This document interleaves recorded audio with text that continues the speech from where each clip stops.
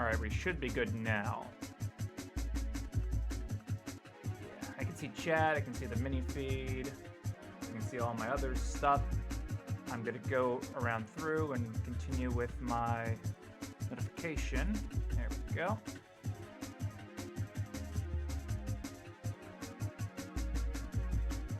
Alright, got that on my thing. Hey Rubicon, how's it going?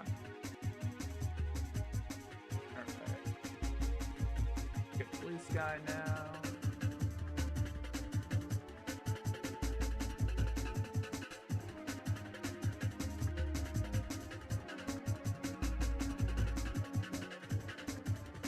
Go do that.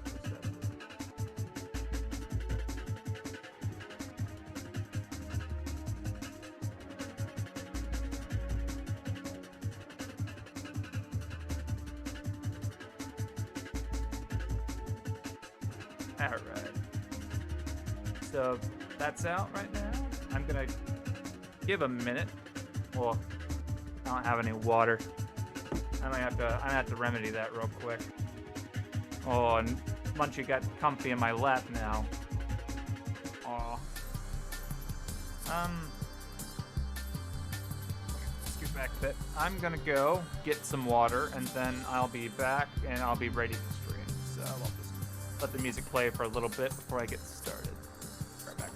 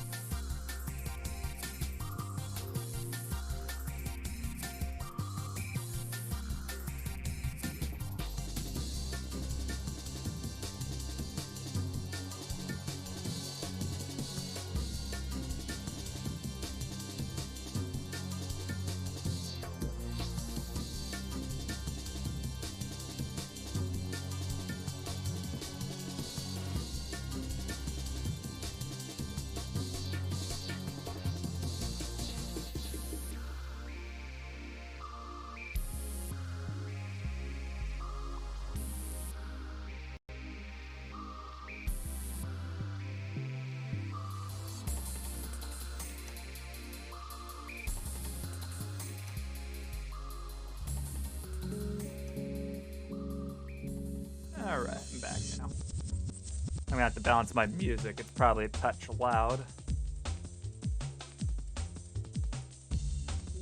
Let's just... There we go. How's that sound? Is that good? I think it's pretty balanced. Better? Yes. Good.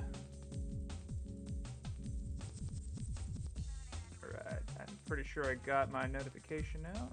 Yeah. And Twitter has that out too, I believe. Yeah. Alright. Cool. Cool. Let's close down some useless tabs.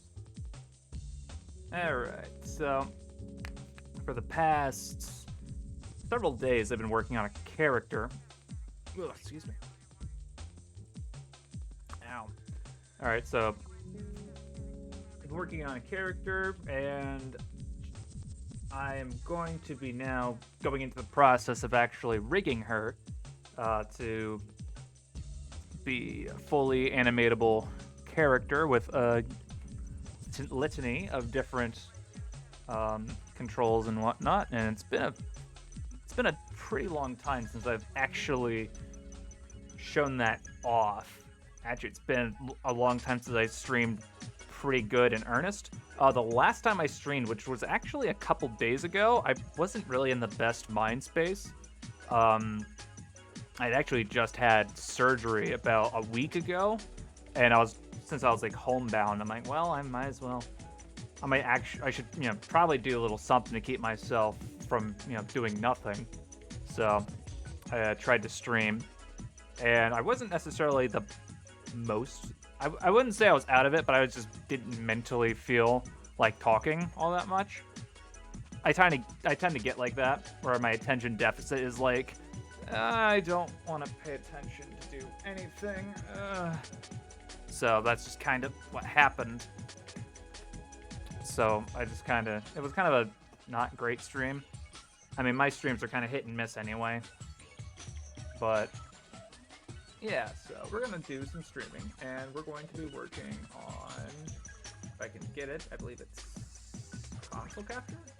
Yeah, there we go. We're gonna be working on modeling. Well, not modeling. We're gonna be working on rigging this character to be able to animate with her. So texture painting is all done and whatnot, and I do have a rudimentary. Let's see here. How do wireframe? I do have a rudimentary control system here for her face. So these here actually move her eyes and whatnot, and I'm not too certain if these are centered. One second. I think this one's a bit too far, maybe.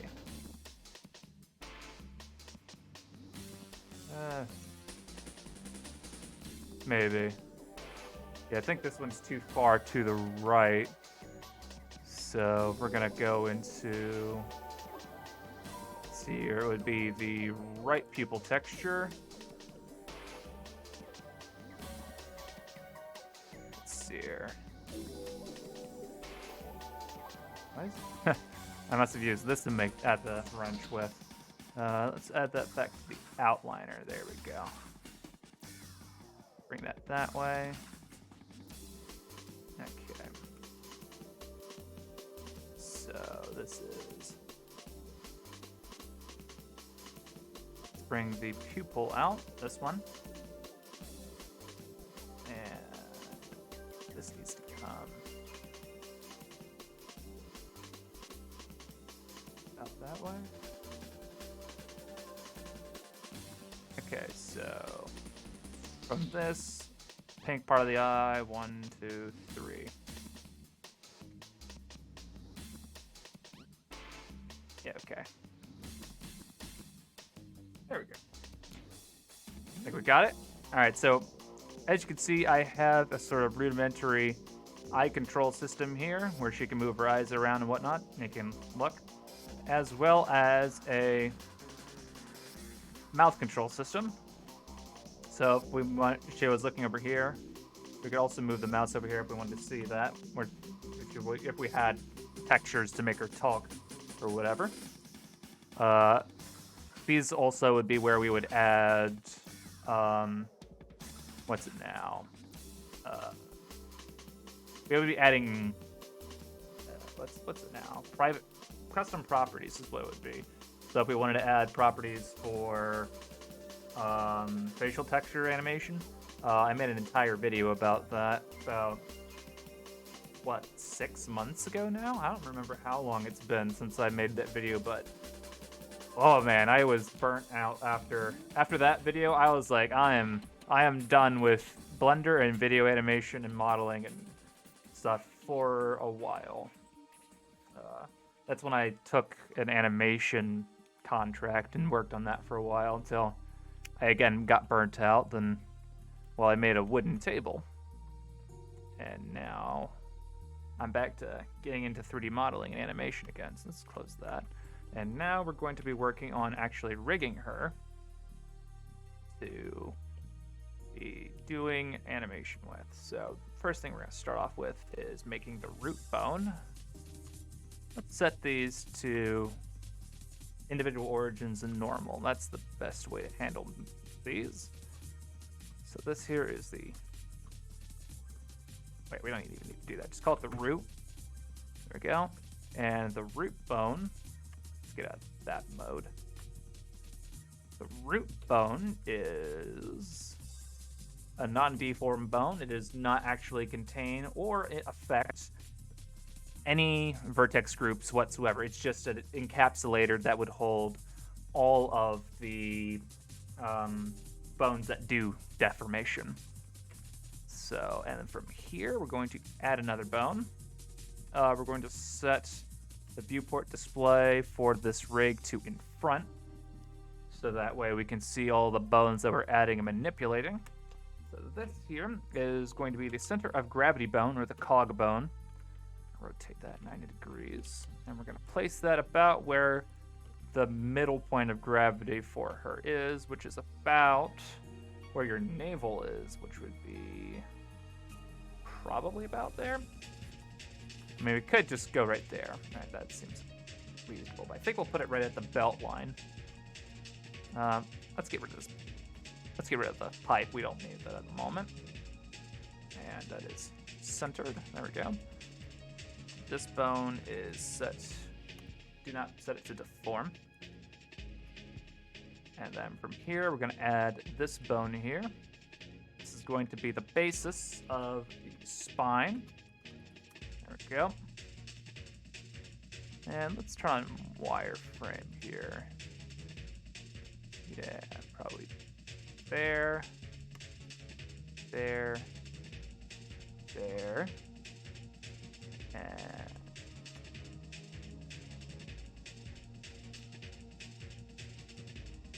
yeah, so that there's the chest cavity. So the chest being a pretty decent size of the body shouldn't be that big. Whoa, I accidentally flipped its direction. Okay, so this here is the neck. This here is the head. There we go. All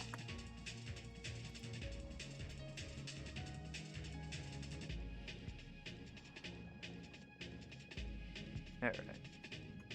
Okay. So these are set to deform. That's good. That's what we want. And then we have the hips here, and they're gonna go down to about right there. It's perfect. Yeah, there we go. Actually, I think we gotta flatten it out on the y-axis.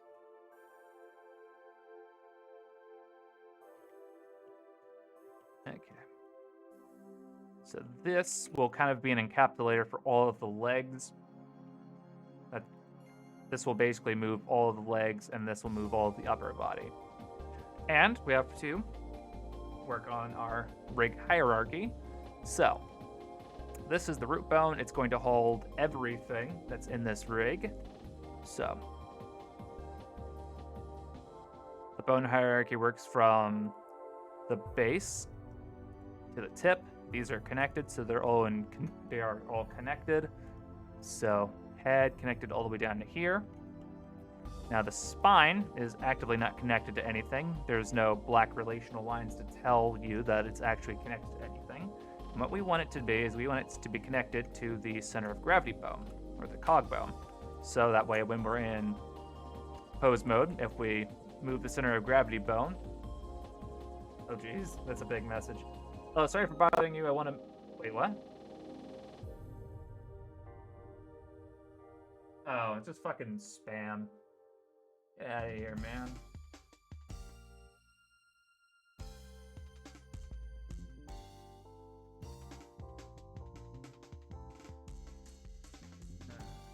Crap, I have to turn on moderator mode.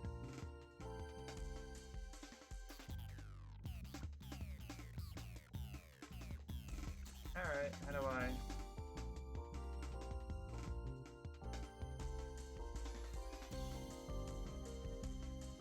Mod mode suck ass. I can't fucking...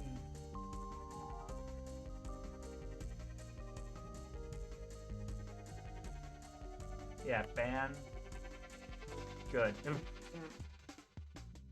Fucking spam. Ugh.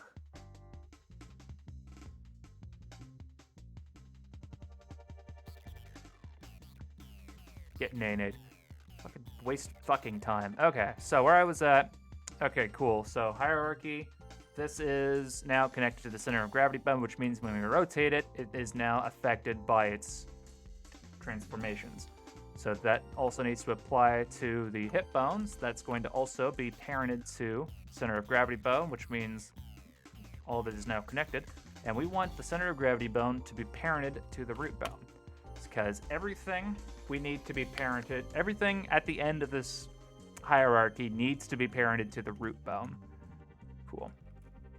And that goes as well for my UV eye system that's right here. That is going to be... Okay. Sorry, I got distracted by my Twitch notification. This is going to be parented to... Actually, no. This one... I want this to be parented to the head. So when the head looks around, it should... The system should follow the head. And I don't know why this was not parented to this. That's what it needs to be. There we go. There we go. And then that should do that. Good. All right. So that's done. Now what we need to do is we need to start working on the outer extremities and the fingers and feet. So we're going to add this bone here. I just copied it because I'm lazy. Put about to there.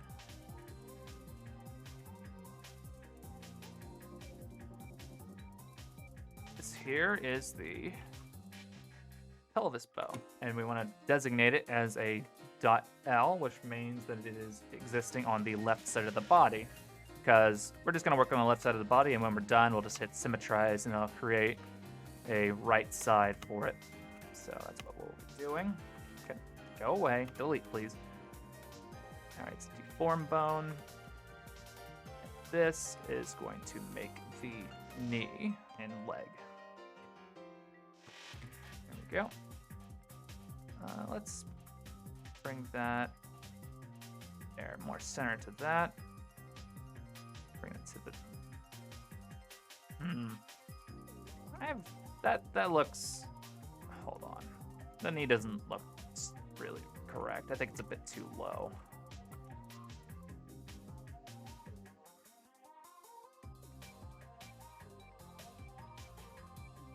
I think that's more correct.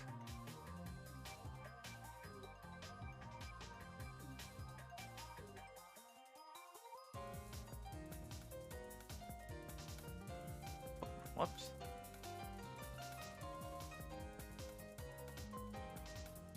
Okay.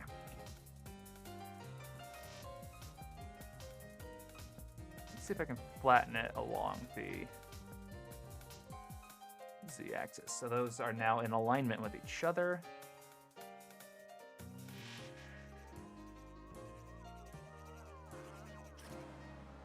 All right. So this... Yeah, that's where the ankles are. There we can see her sock. Although, why is that green? It's not the right color. 1 second.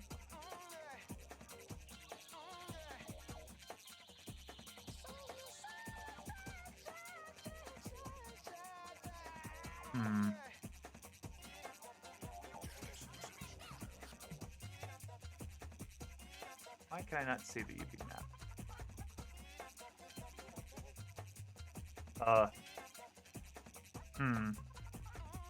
Oh, wait, I know why. I'm in the wrong UV map view. Currently on the pupil view, so that... There we go.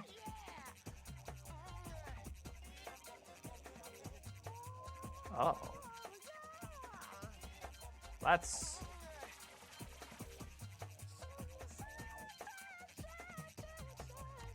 Yeah, there you go. That's where it should be. So this is also incorrect because they're all using the same UV map. Let's do that. There we go.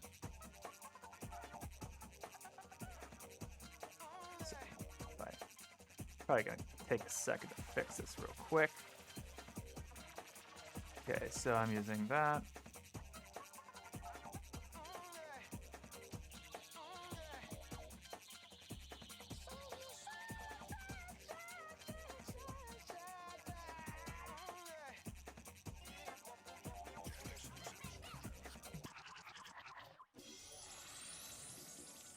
Let me get the bone view out of here.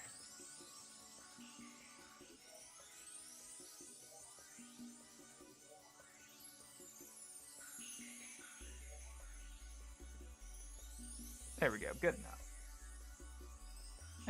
Okay. Go back to object mode, turn bones back on.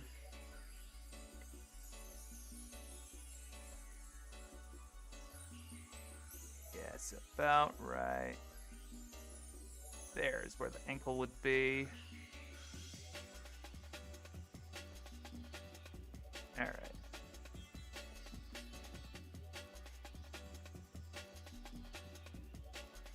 This Blender theme looks interesting. It's called Mint, is what it is. I downloaded it from a GitHub depository. I quite like it. All right, so this is toe.l. This is foot.l.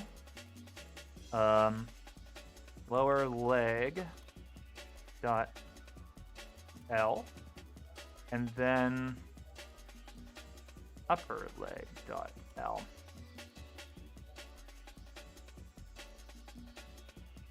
Okay, well, how's the size compared to that? Well, the femur, I think, is a touch longer than the shin. I think, anatomically speaking. At least I think. I don't remember entirely. But proportion-wise, I think it looks fine. Let me make sure. Okay, that's... okay, this is connected to the pelvis. The pelvis is connected to the hip. Take everything here and symmetrize it across. Good. All right, now we're going to be working on the clavicle bone. So this is clavicle.L. Let's turn on wireframe. What? How do I do that? Is Alt-W? Did I had a hotkey that I made for it. Oh, this is set as quick favorites. There we go. So the clavicle should probably be there.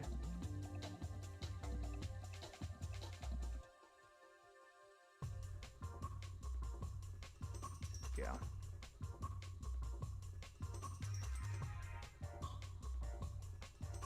Shoulder would be about right there. Going into the elbow. Make sure that it's in alignment with the actual model itself.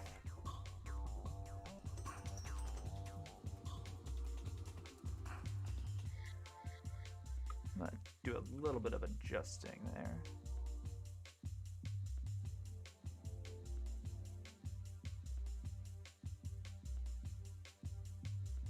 There we go.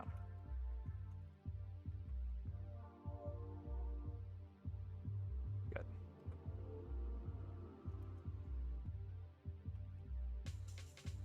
Bring that out to the hand.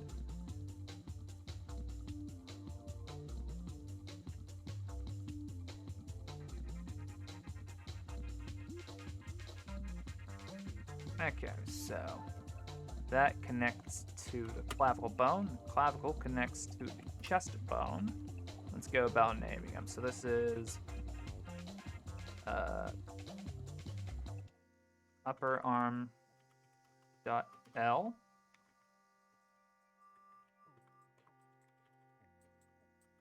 Lower arm dot L, and then hand. Or specifically, wrist, I suppose. Oh wait, wrist.L. There we go. Oh boy, now I need to do fingers.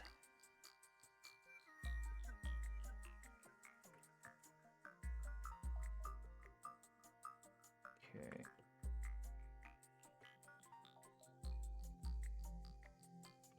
Alright, so this bone here. Hold on. I need to turn on.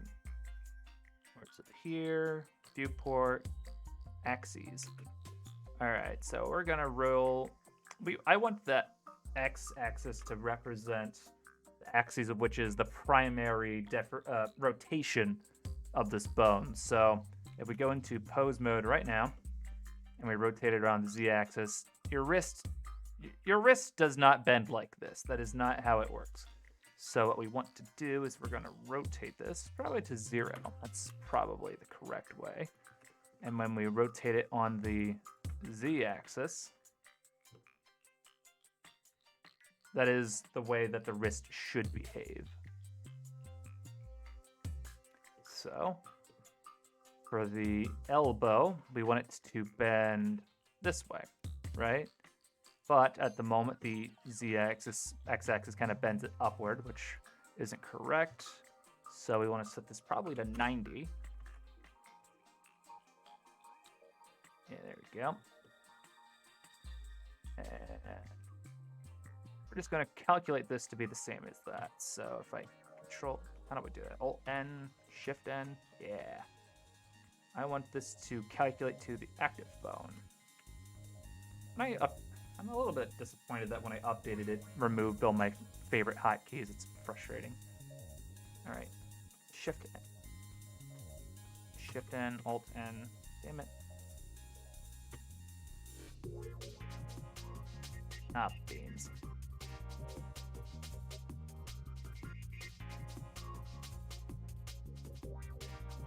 I think I did something wrong.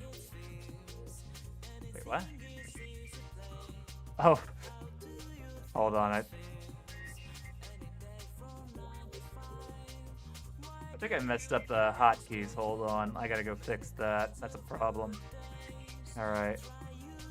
Key mapping, 3D view.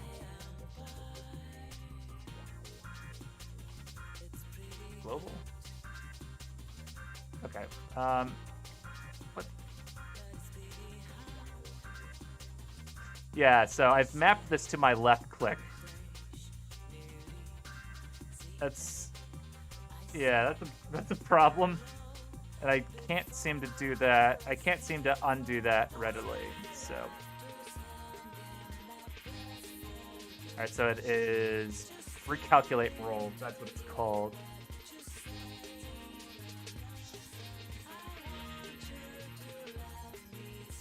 Calculate roll. There we go.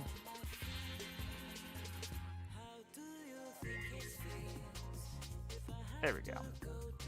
So that's what I wanted. Yeah, see now, there we go. So that. Ah, shit, wrong way. There. This I want to be a roll 0.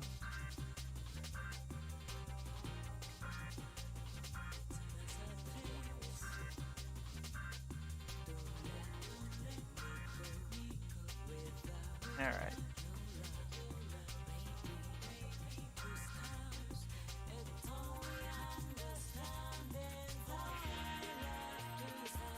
Now we're going to work on the fingers.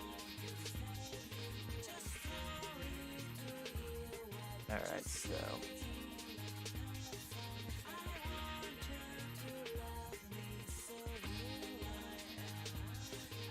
this is the left finger, so that's what it's going to be. Okay, we're going to work on from the front view.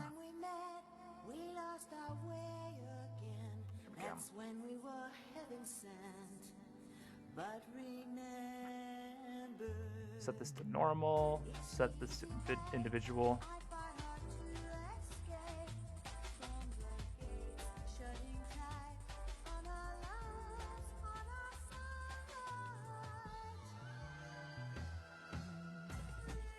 Okay. That's the way that I want it to be.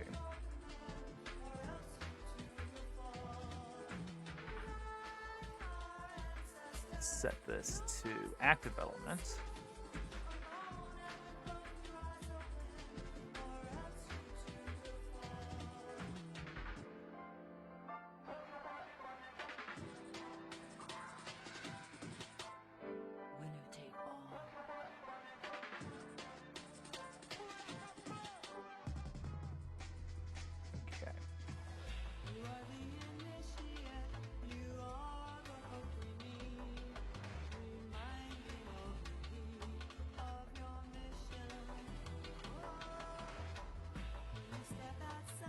Cool.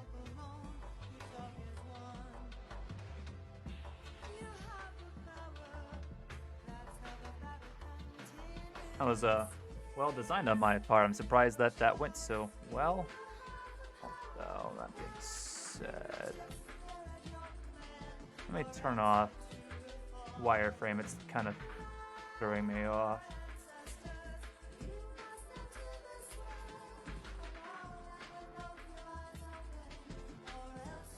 Set that to beep. Oh, not that. Stick. There we go. That gives me a bit more to work with visually.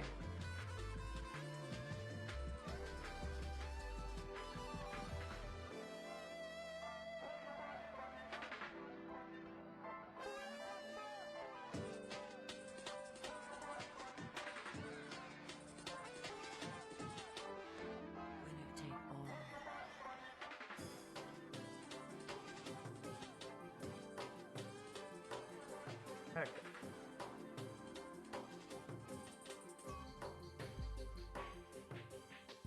Alright, how does this work? Control F2. Alright, so from the selected, we want the bones. Bones, we're trying to find index, and we're going to replace it with middle. There we go. So we do that here, Control F2. Replace middle with ring, because it's the ring finger. And then this, Control F2. And instead of the ring finger, we'll do small finger. I don't really like calling it the pinky finger. It's a bit dumb. So then we take all of these. And then we go to strip characters. We'll strip digits and punctuation from the end of the bones.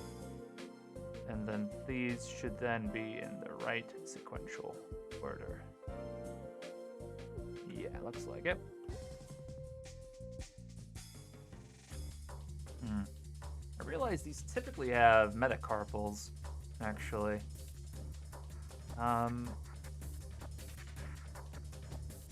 Let me step back. So let's swap that back to octahedral.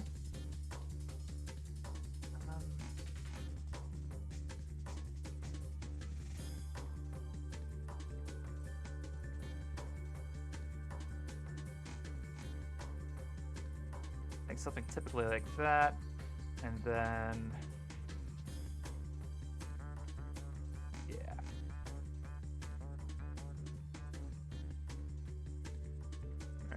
is this connected to the wrist? No. So all of these bones should connect to that, and then these should be, whoop, damn it.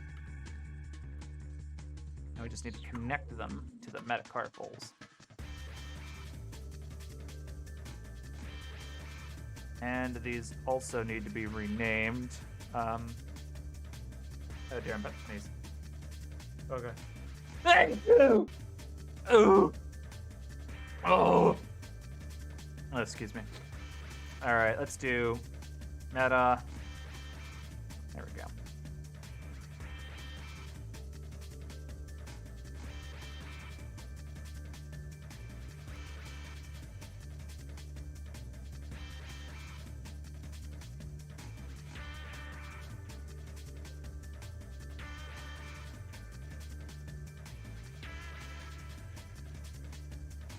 There we go. So we can do some minor adjustments on there with the hands. Yeah, we need to do the thumb as well.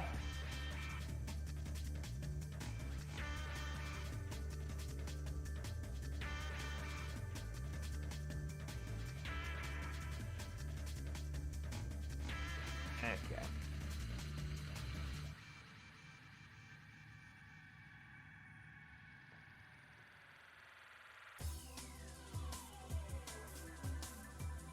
Okay. Active element.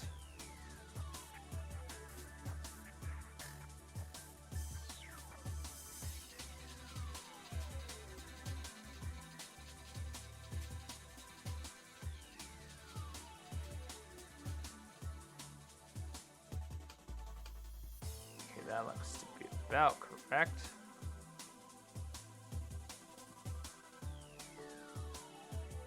Alright, so look at it straight on. The roll should be about right there.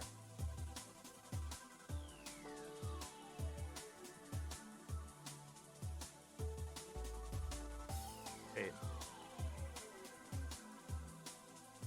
Hey. There we go.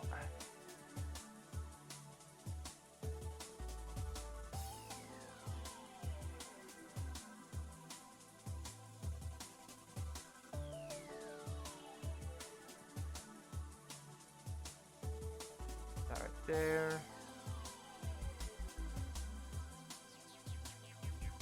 And that's probably about right.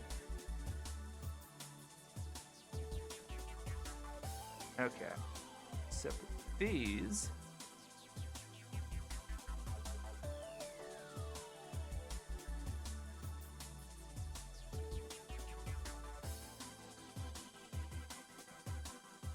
do that, then select the rest of them and rotate into the active zone. There we go. We'll do this from orthogonal view, so that way it's more correct.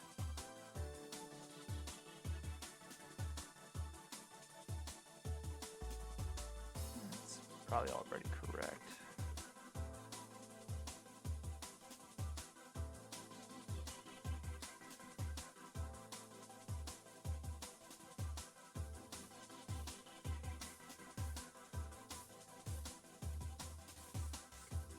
Ah, these aren't calculated. Okay.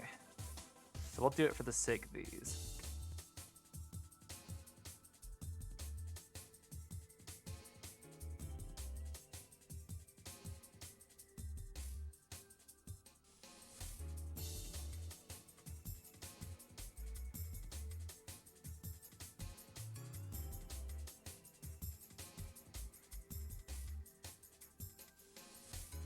There we go.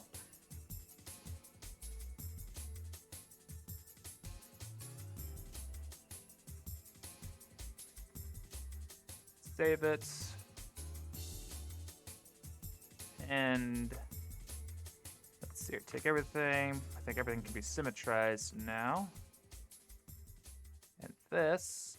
Ooh, I just thought. Are these set to be deformed bones? Because they shouldn't. They are. Actually, I think I can quickly do this. If I select all of them, Alt W, deform, that should turn them off. Yes. Cool. So now let's see. Let's see how the deformation works, or if I have to do any extra weighting. So if I just select the character, select the rig, and hit Control P for automatic weighting. I didn't get any errors, so that's good.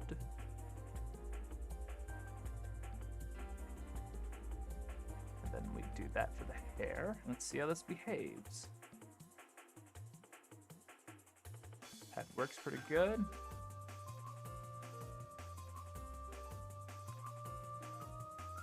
See an issue with the jaw. Yeah, the jaw is currently weighted to part of the neck. So these areas right here. There we go.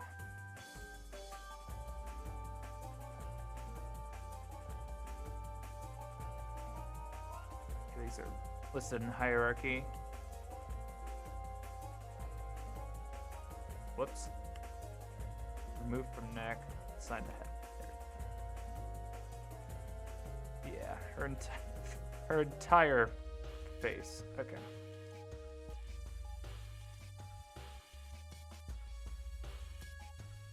Let's do this. So we'll assign head, remove neck.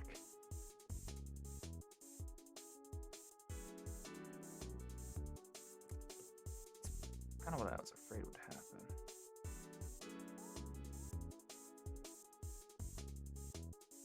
Okay. We'll do that for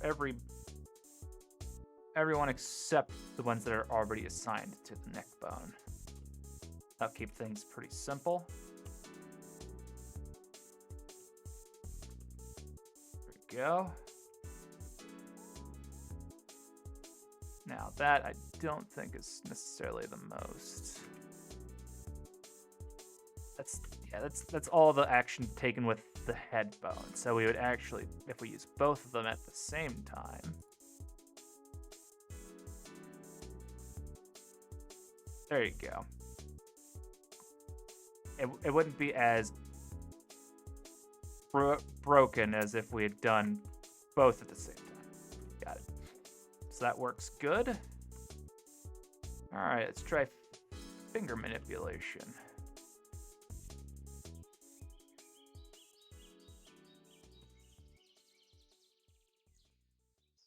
I have a feeling that I might want to adjust the length of the fingers here. Those are probably a bit too long.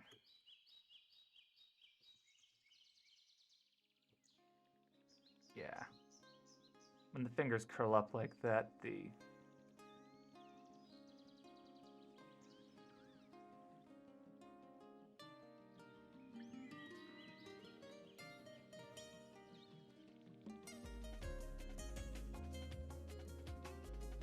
let's do 0.25. Well, no.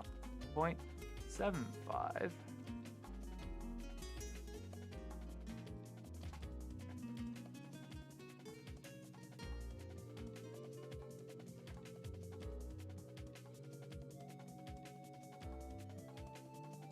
Probably what I need to do. I need to scale the index fingers down by about that much. What the fuck happened here? There you go.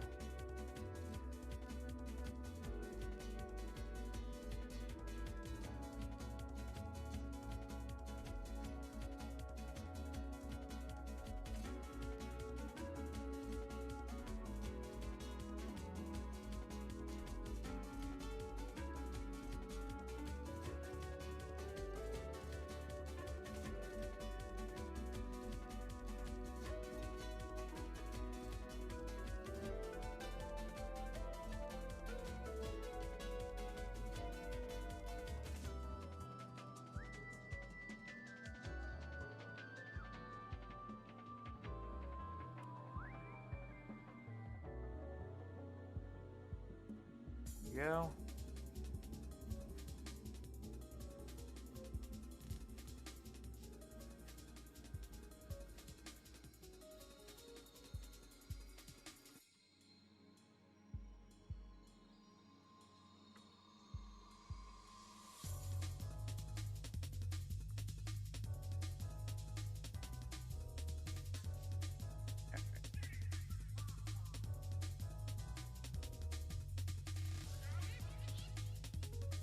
So now when these curl up,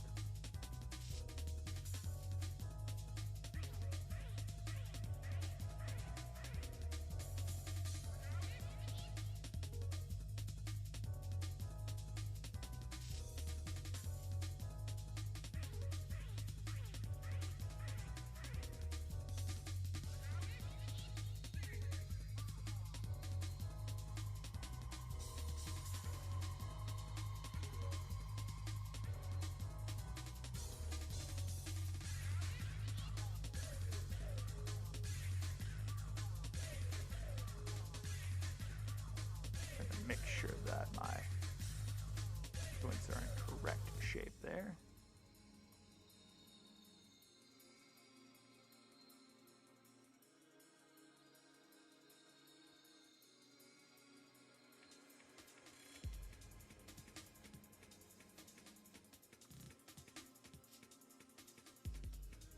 There we go. That's a pretty good fist.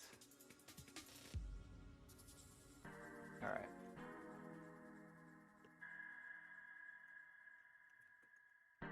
Make sure everything is weighted properly. And with the scale, I'm going to apply this transformation so that way everything that we just did with the scaling to adjust the proportions are going to be correct. So we'll just apply that, and then we'll go into here and apply the pose. There we go. So now everything is zeroed out, and then we can rejoin them. Whoop. You can just do empty groups. I think it should still work. And everything is in order, yeah. Whoops. Okay. Good. So the arms are in working order.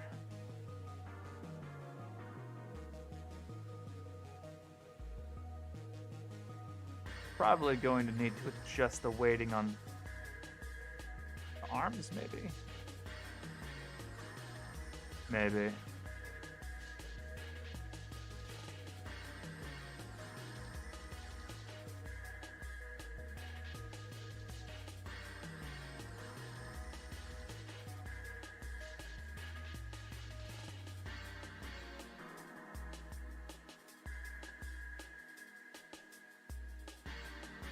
I think that's right. Okay. That's good. And then the foot. Yeah, look at that.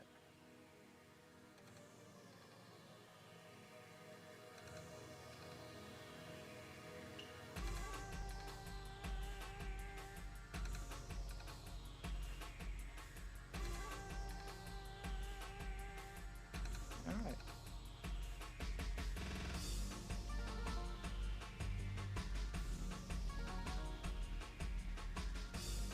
All right, so all the deformation bones looks like they're in good working order.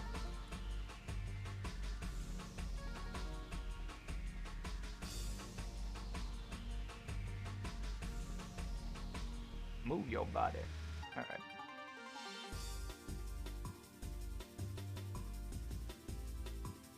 There we go. All the fingers work good. Oh, let's check the thumb, make sure that pretty good. So the thumb.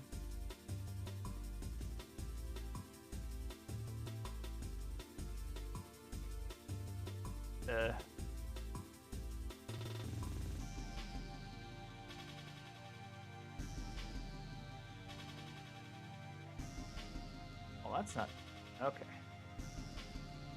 Hold on.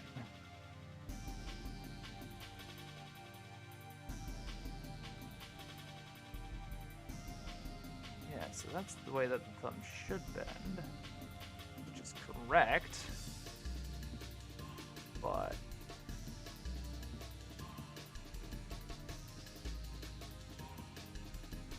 yet here,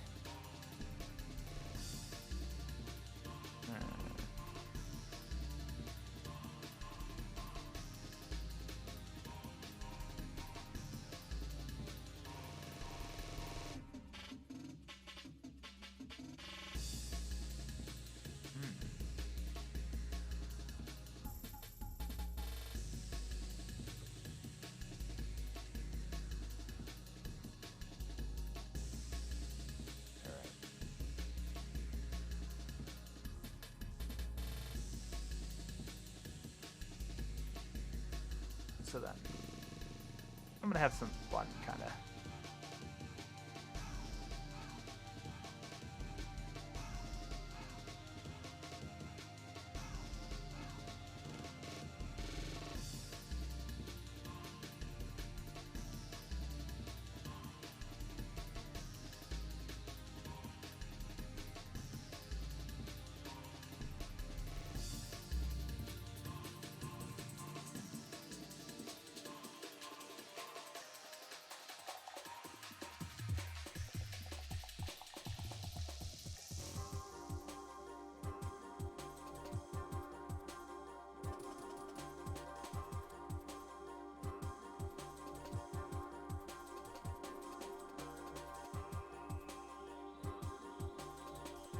I think that's pretty good gesturing. The only real issue is that I have not textured any detail onto her hand, so you can't really distinguish anything just from silhouette alone. I mean, you can see like that. You can see that she's pointing, but other than that, yeah. But yeah, we're good so far. Let's save that as an incremental version. All right, so that being said, I'm gonna move this to a new layer. Move this to, I don't know, there. That's like the face. That seems like a face-esque layer if I've ever seen one. So this, okay. Let's hide the center of gravity bone and the root bone, and we're going to go and find and replace. Actually, no, we don't want to find and replace. We want to set name prefix the form. So we're going to be setting these all and giving them a specific prefix that tells us precisely what they're designed to do, which is the formation. They are deformed bones. These are what we're going to use to export animation. So it would be all these bones. I think the cog bone would come along because they're all parented to it, and then the root bone. So yeah. Oh, yeah. Oh, water. Perfect. Exactly what I want.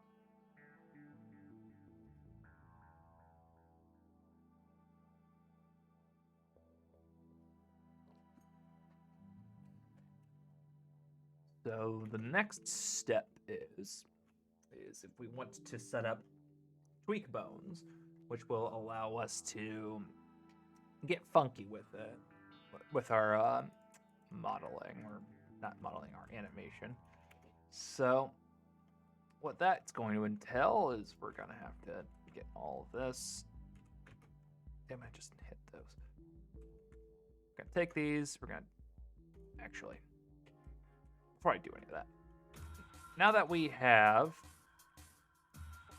our deformation bones and everything works fine, what we need to do now, so that way we can build on the things without having to worry about, oh shit, I have X varying on. We need to delete I'm going to delete half of my bones so that way I can duplicate everything over from one side to the other when I'm done. That's how this is going to work. I've done this a lot. I've shown it off in my tutorial videos before. But now we're going to be doing this on stream. That's what we're going to do. I've done it on stream many times before as well, but here we go. Okay, so what we're going to do, we're going to take everything here. Okay, we're going to duplicate it. We're going to move it to a new layer. Go check out that layer. Oh wait, how do I? Control M, Shift M, Alt M. There we go. So these are all of our duplicate bones that we just made, and we're going to rename them from deform to TWK. That's what it'll be. These are tweak bones. And then with that, we just strip the characters. That'll reset them back to their default number sequence. And now, what we need to do is we need to go. Actually, now we don't need to do bone groups just yet.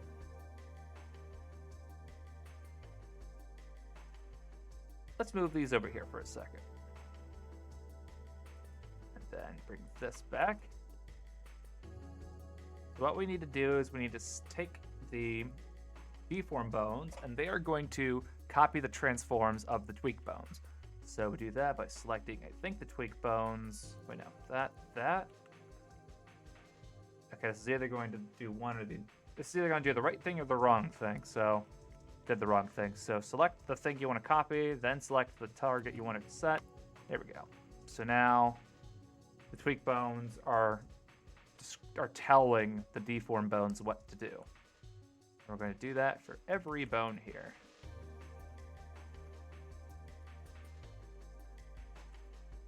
This is the instance in which I wish we had a good way to do this automatically, just through honestly, like a Python script would be cool. If it could find the names and just do that automatically. Fortunately, I don't have a good way to do that.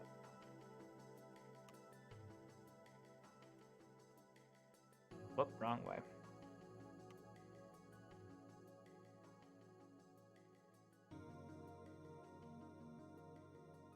All right. Do that.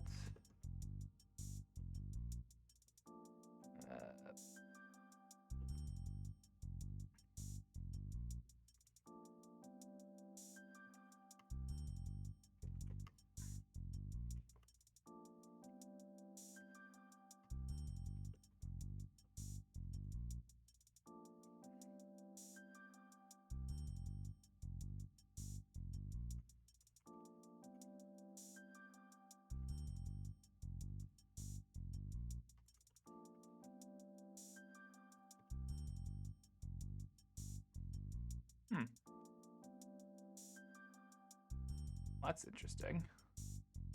Oh, wait, that's because of the hand. That's why.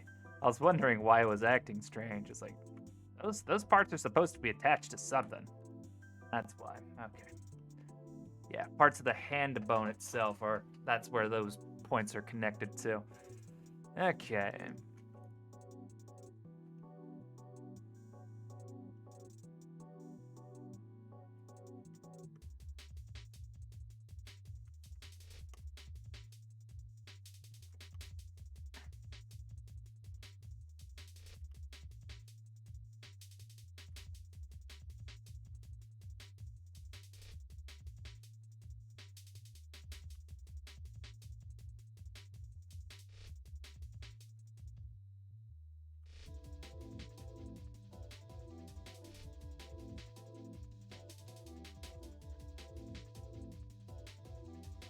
There we go.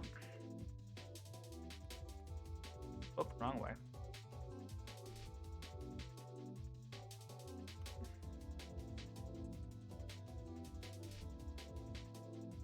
Okay, so now the tweak bones that you can see I have selected here. Now these are the ones that are calling the shots. Auto IK here.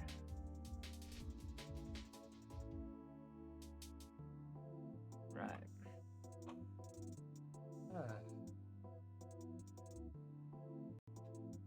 Take another drink.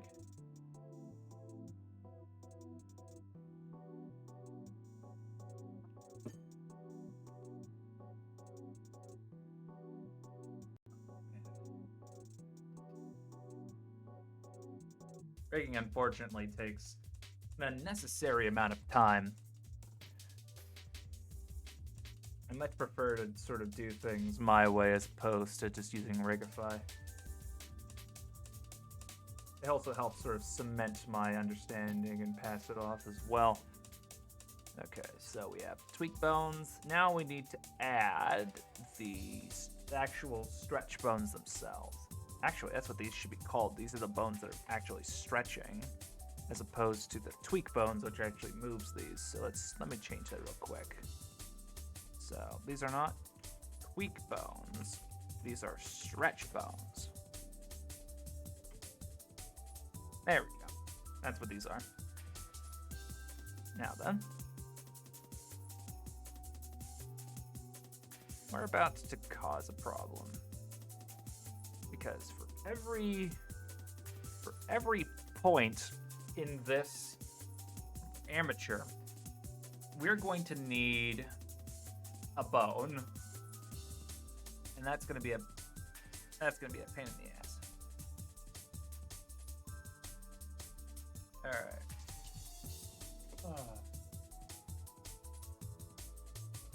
This is gonna suck. It always does, but you know. So we select everything and hit E.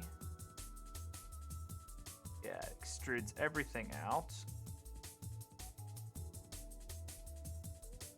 Except for these areas here, where the bone change just kind of ends.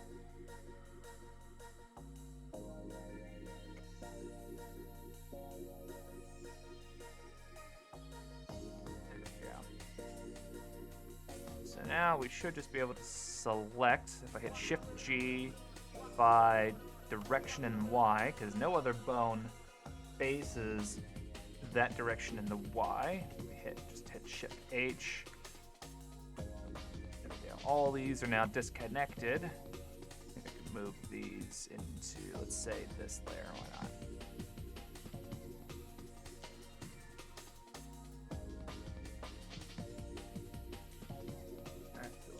Do now is we're gonna have to go through and parent these bones to these. Actually, let me do this real quick. So everything here, find and replace. Yeah. So where it says stretch bone, we're gonna set these to tweak because that's what these actually are. Then let's also strip the characters. There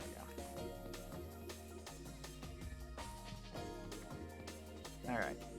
So these are going to be connected to the bones at the bottom, at the base of them. So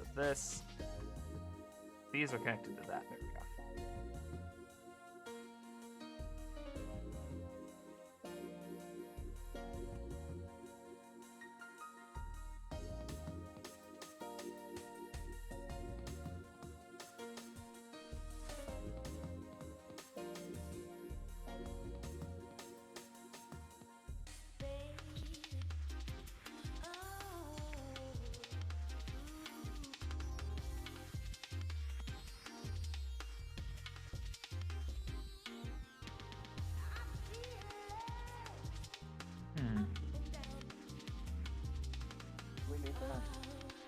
I think these could just do that one, right?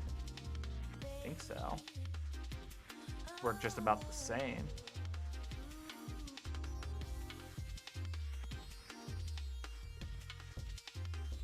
I think I always run into this issue and I never remember or know the exact answer.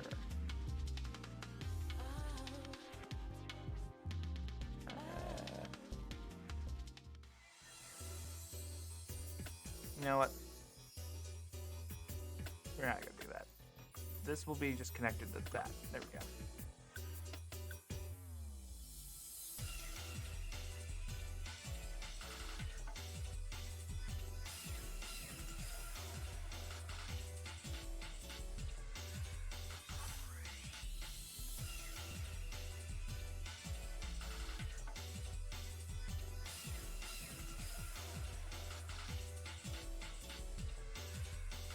This is where it gets fun. Okay, so this is stretch that wrist. I think that goes to that one. Yeah.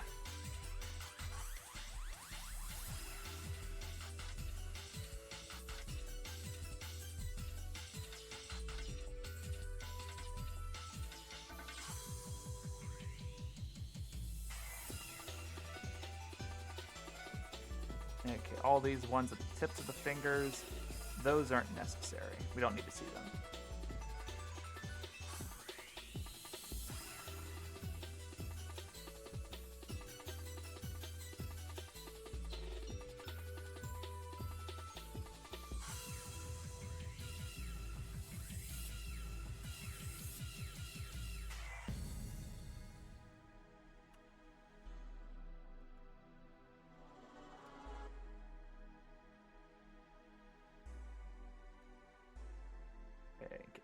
that.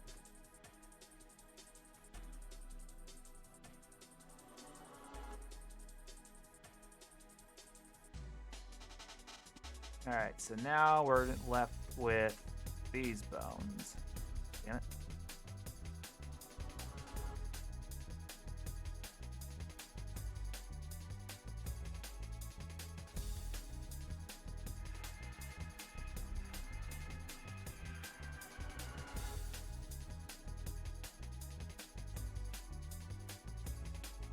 Okay. Wait. I think doing that accidentally broke something. Yeah, if I do Shift G by Y, yeah, all these are parented, but if I hit Y, yeah, that removes those relational lines. I can't do that. Okay.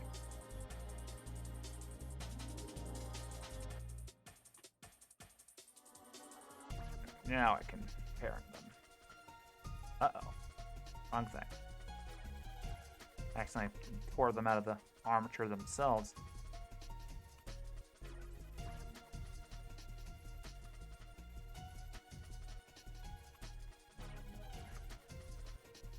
There we go. So, all of these should be to the global axis. There we go. So all of them, yeah. So all these tweaked bones will move in alignment with the, well, to the global axis relative to where they're facing. Since they're facing towards positive Y, they will act as if they are facing the global. It'll act. It'll be fine. God, I cannot communicate this properly. Okay. So now that we have the tweak bones, well, the stretch bones parented to the tweak bones and whatnot, so these need to, when this is moved, this bone needs to be doing some things. So it needs to be, actually I can't do that yet. So this needs to track to it as well as stretch to it. So when the bone gets moved, the head behaves like this. So we're gonna have to do that for every bone. So damp track, stretch to.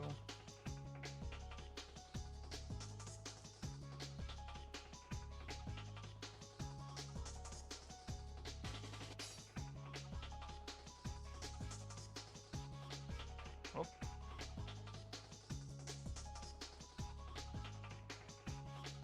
Oh, whoops, wrong order.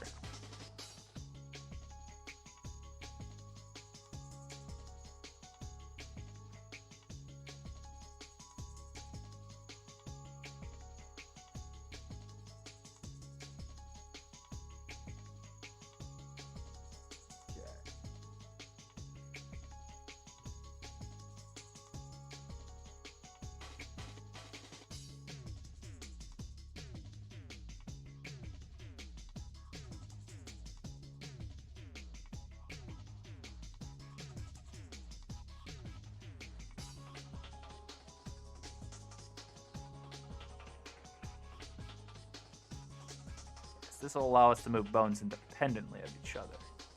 Because if I instead parent this to that, it would move those at the same time. Whereas, oh,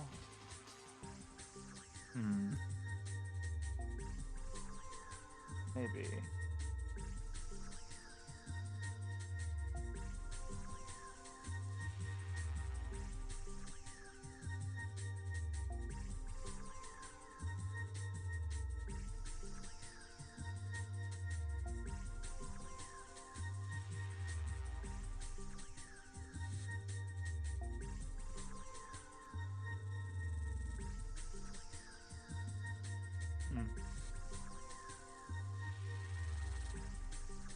Well, we'll see if this is the issue here in a second. Because it could be, or it may not be. Let's see. Okay. So that being said, that doesn't need to be there. I can just be parented to that. Don't need that bone because it can be parented to that.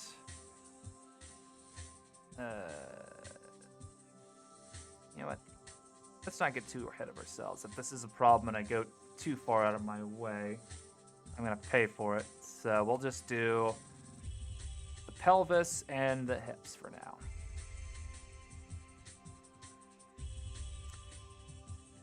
So this is just my experiment for myself to make sure that I'm not crazy. All right, clamp, stretch 2.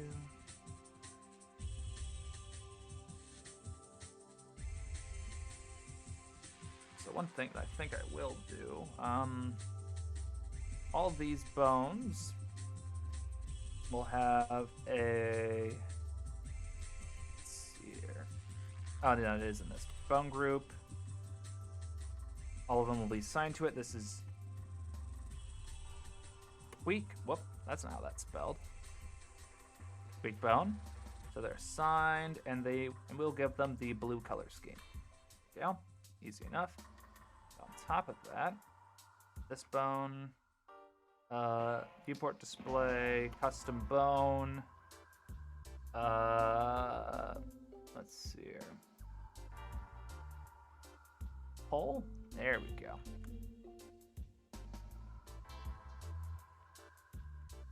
Copy, bone shape. There we go.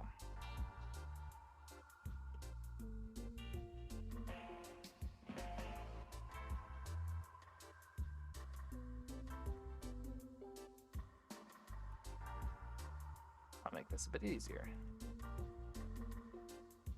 Damp track, stretch 2.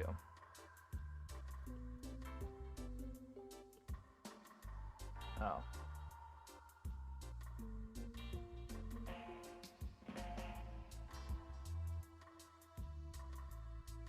G.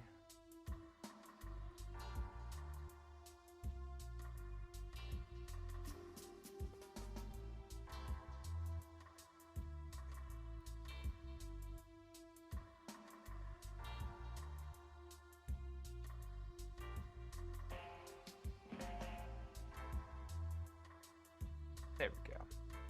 Make them nice and small.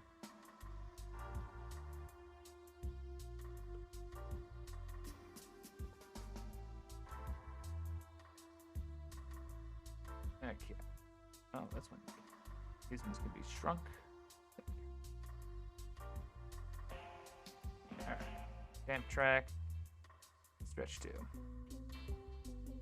Wrong order.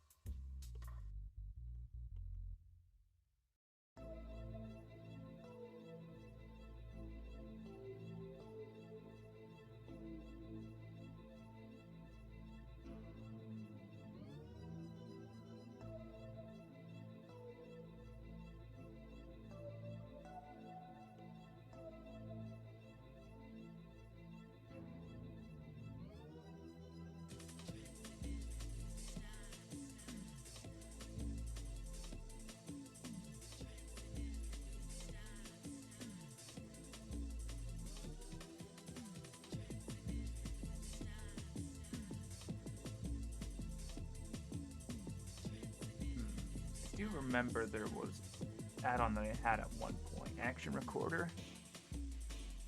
I don't even know if this thing's even up to date. I just had that thought when I was working on this. I'm like, there's got to be a way that I can just make this faster.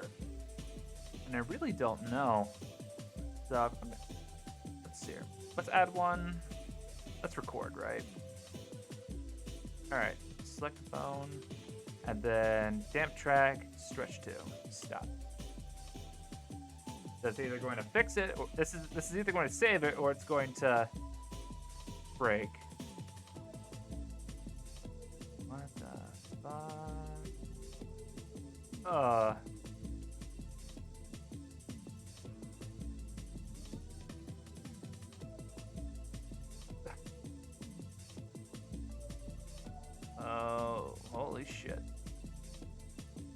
let's clear that. Let's try this again. Record. Track. Stretch 2. Okay.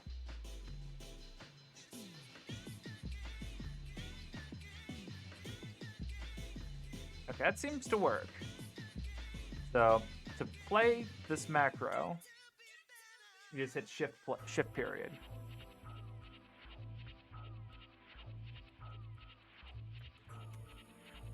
All right.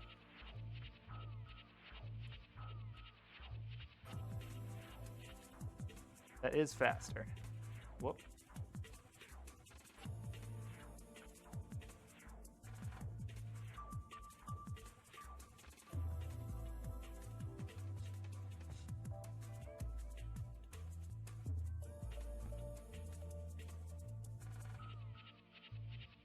Oh. Well, that needs to be in the...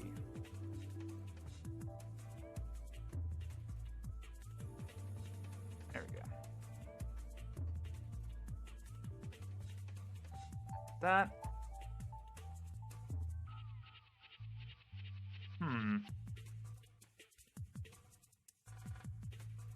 It's interesting that the hair is affected by this clavicle bone. Not sure how I feel about that. Okay.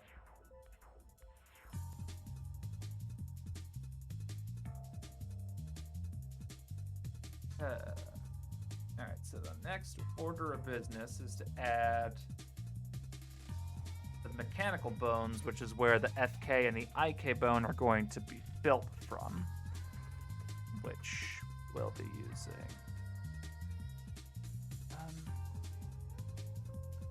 Yeah.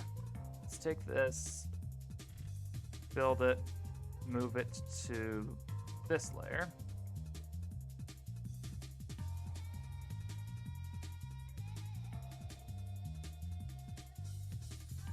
You're in the wrong layer. Go back. Whoop. Go back to your layer. There we go.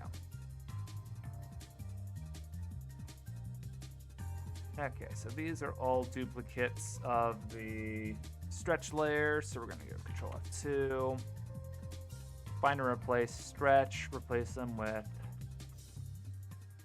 mechanical bone, and then strip characters. There we go.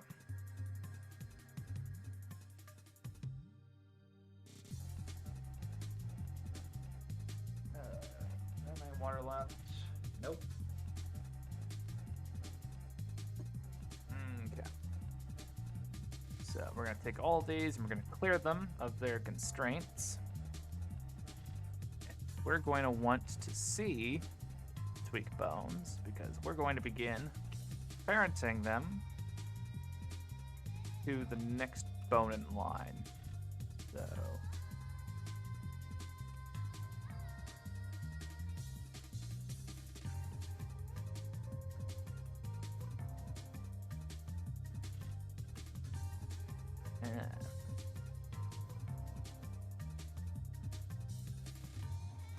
this bone will actually go parented straight to that.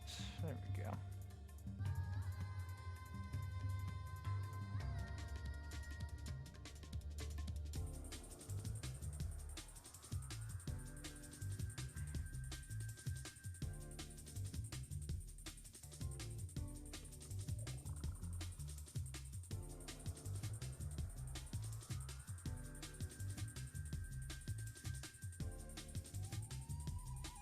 Why is that anyway?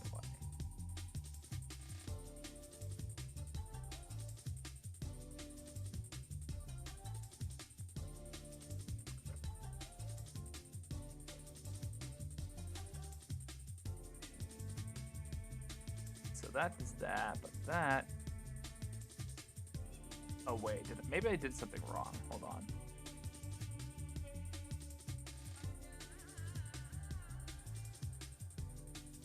That should be parented to the center of gravity. I believe that it is.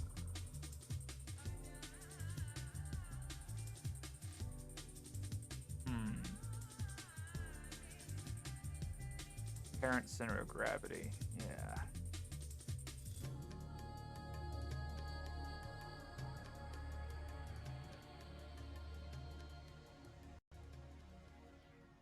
Curious why that's happening. That shouldn't be moving all of those.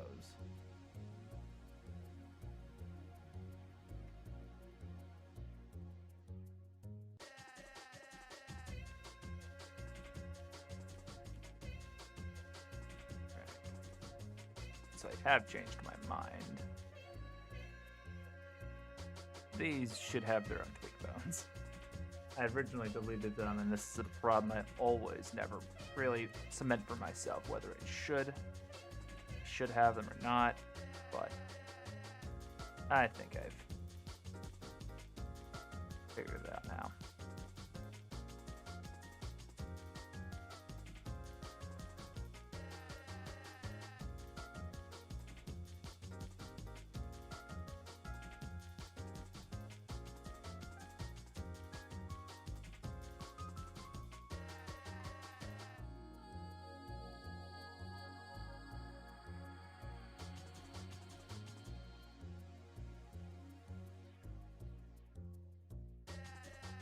There it is, okay.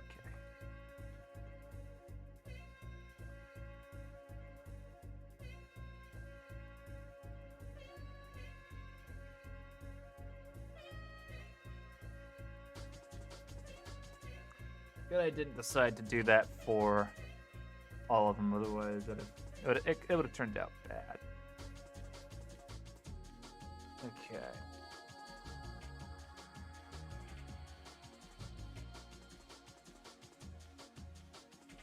What's the deal with that?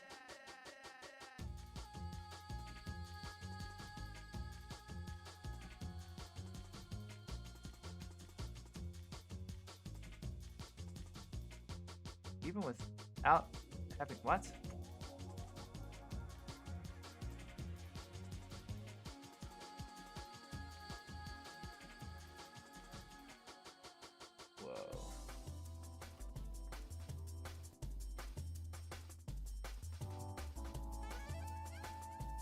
Center of gravity bound suddenly doesn't work, even though this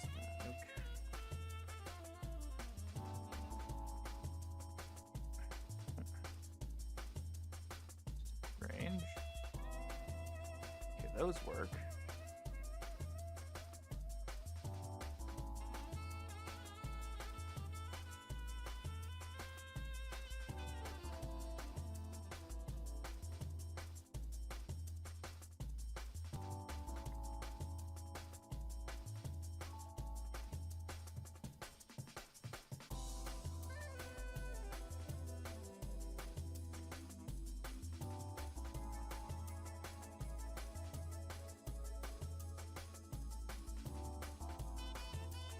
Okay, so this needs to control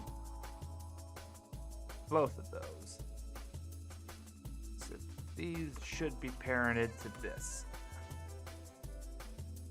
Here we go. It's the kind of motion I'm looking for. And the only other place I can think this should go would be here. So now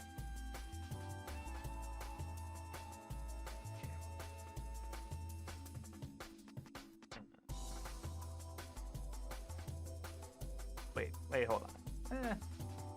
Not yet. We still haven't done this.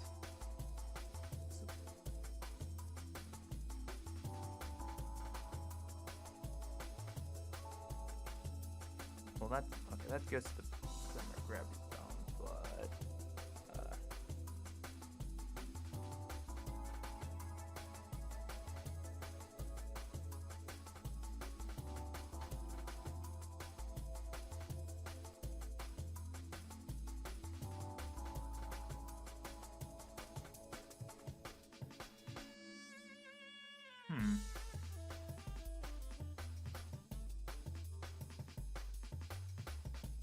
I guess these should also be parented to the center of gravity bone then, huh? Yes.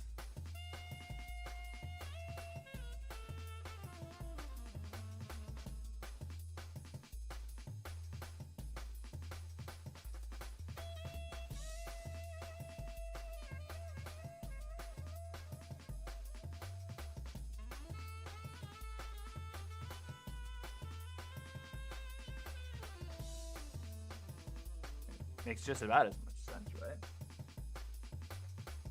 All right. Now we gotta continue going through and parenting these. So.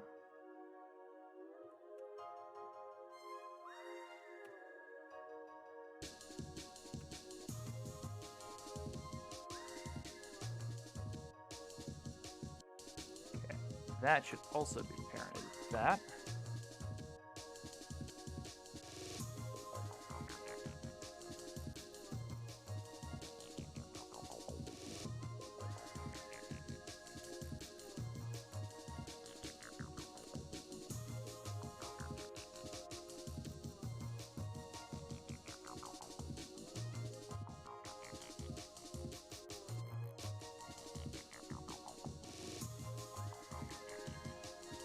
The way that it's behaving, I may not want that bone.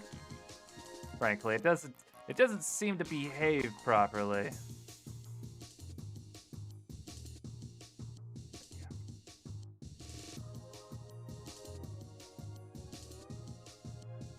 Why is this behaving like this?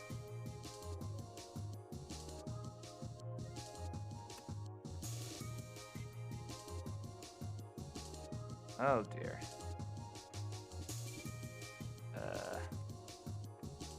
There seems to be an issue. I don't know how I managed this. But the mechanical bones are all supposed to be connected.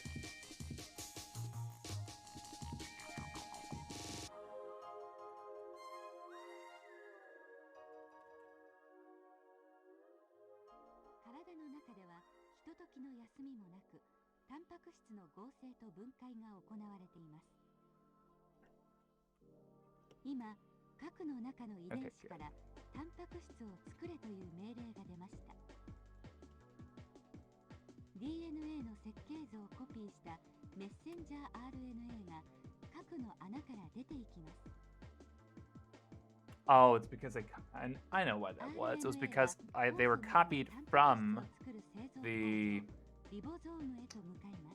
stretch bones, so they were never connected in the first place. Got it.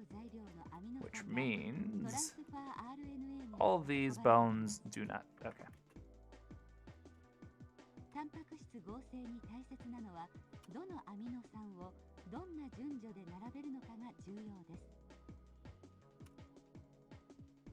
What do you use for spine bones? Just preference. So with these two are the abdominal bones. This one is the main chest bone, then the neck, and then the spine. Well, neck and then the head. This bone right here isn't actually a spine bone. This one is just the hips. They control the underside, the lower half of the body. That's all that is. And I have done a really stupid thing where by copying the mechanical bone, or copying this set of bones from the mechanical set, well, not the stretch set, none of these bones are actually connected to each other. So now I have to go back and meticulously connect everything back together. Oh, why have I done this?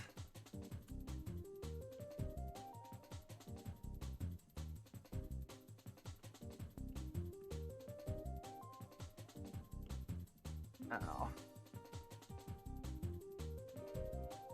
right.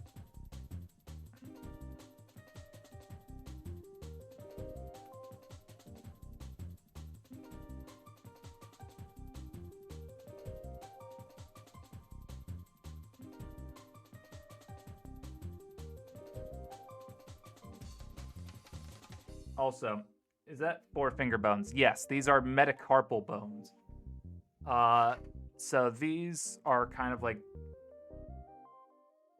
hard to explain, but I've seen this in like Source Engine. There's actually, if you mess around with your hand, actually maybe I can, let me see if I can take my camera off. I can actually show this off real quick. My room's a touch messy, but let's see here. Ah, I do not have the webcam.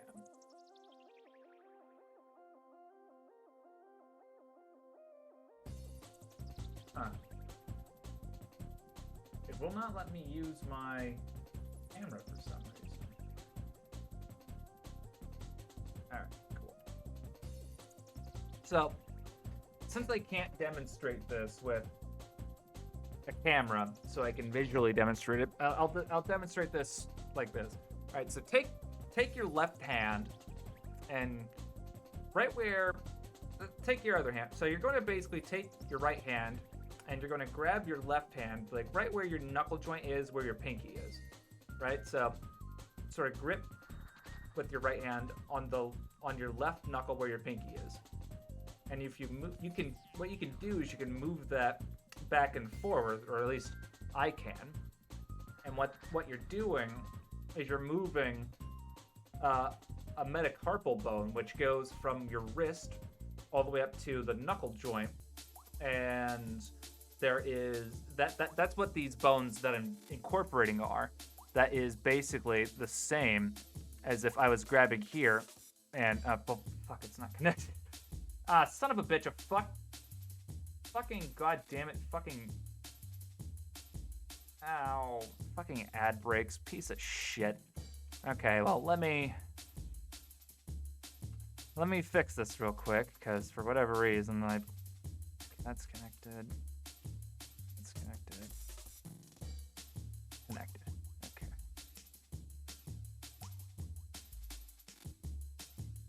Are we back? Is the ad break over? Actually, let me...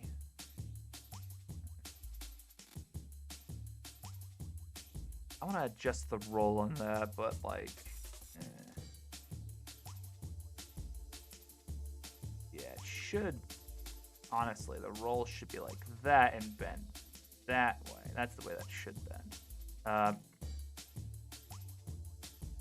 Yeah. Isn't that too rare to find in it? Okay, I heard grab the knuckle, not the pinky. I did see the hand move a bit. Isn't that a bit too rare to see in a 3D model? I mean, I don't know. I was in source models. I remember that. Like, I swear I've seen, like, models from Half-Life or Gmod have metacarpal bones. I even remember, like, when I was trying to fuck around with animating in Gmod, that there were actual designators in the rig for the metacarpal bones. Now, I don't know on what level in, like, actual animation you'd necessarily need these bones, but they do exist. And they do contribute to the animation of, you know, the movement of your hand. As opposed to just having, say, you know, you could just say, oh yeah, I don't need these bones, and then there you go. Those are your finger joints. But that's not, you know, strictly correct. So I'm just kind of keeping them and using them. All right, so that's out of place. Connect.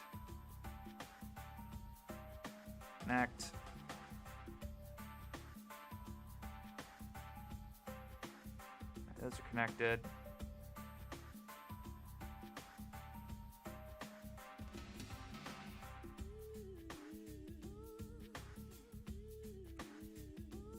What? Wrong thing. Those need to be connected.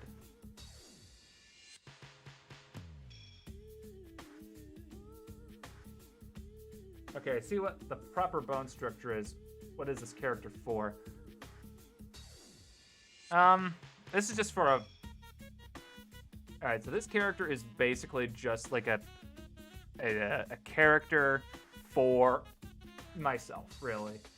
This is a character that is based on a character that I'm running in a tabletop game. It's basically all it is. It's more practice for myself for rigging and animating and modeling. You know, I like to do it. I'm trying to sort of build up momentum for myself to get back into another project that I'm working on. So this is just kind of a sort of test run to get myself back into it. And alternatively, if at some point or another I want to just I need a character, where can I look? And I was like, oh, this character, perfect. I will just have a already rigged version of this character, and I can use it for whatever I'd want. Okay.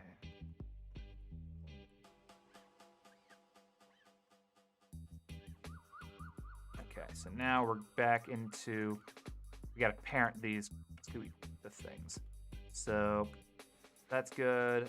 We're just gonna start with this. So, whoop, wrong thing.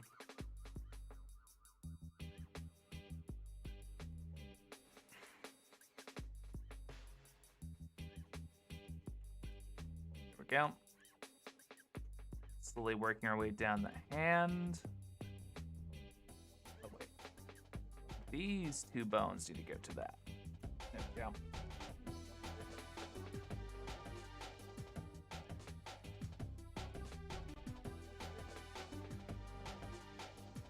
So the short answer of what I want this character for is I just want to.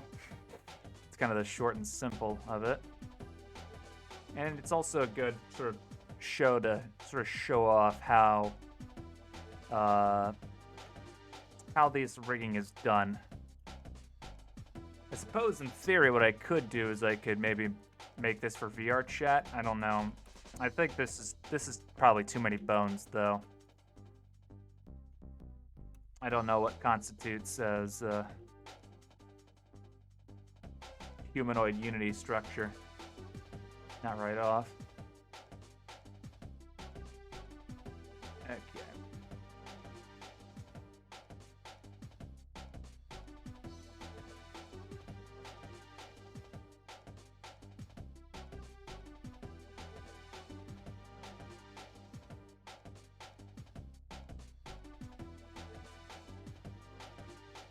All right. Ring finger.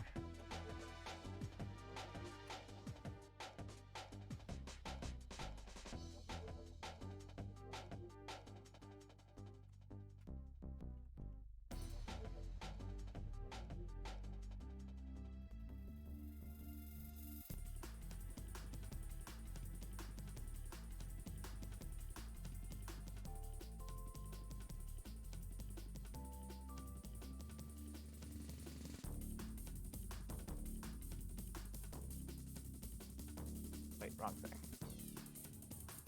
There we go.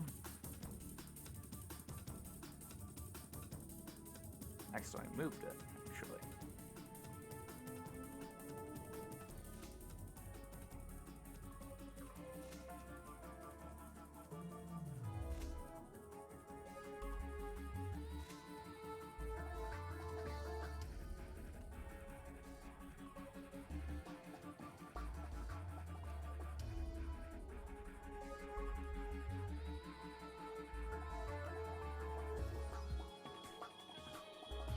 Alright. So now, in theory, all these bones should now control the character.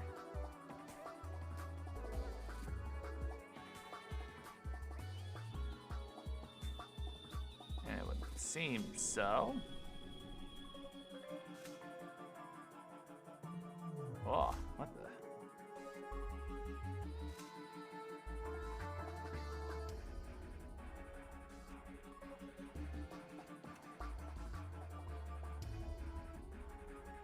What the fuck?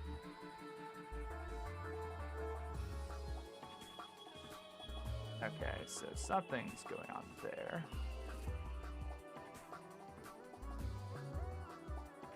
Oh.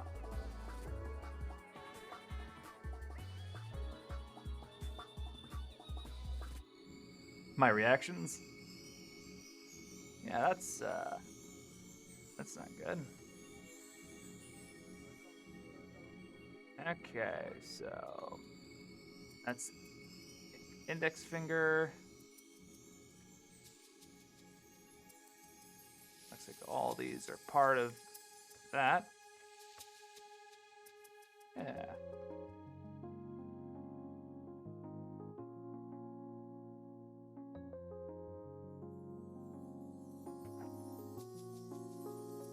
So, what's going on there? These are... Wait a second. Huh?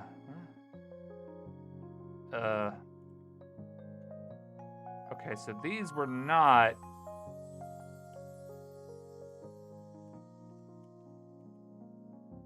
those were in the correct, not in the correct layer.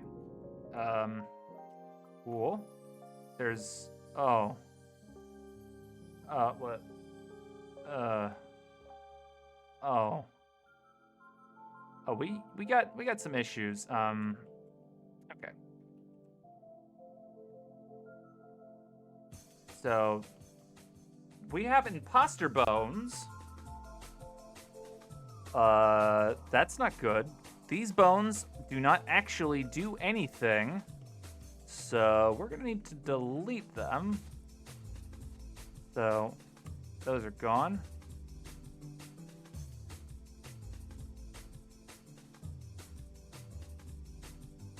Yeah. How the fuck did that happen? There was just like 4 bones that just like 5 bones that materialized that didn't do anything. All right. I asked because I was stuck on the spine bones that I should make with my models. Still unsure if I should have 2, 3, or 4, including the hip bones. That depends. What are you doing for your character? Is what I should ask. What are your intentions with your character?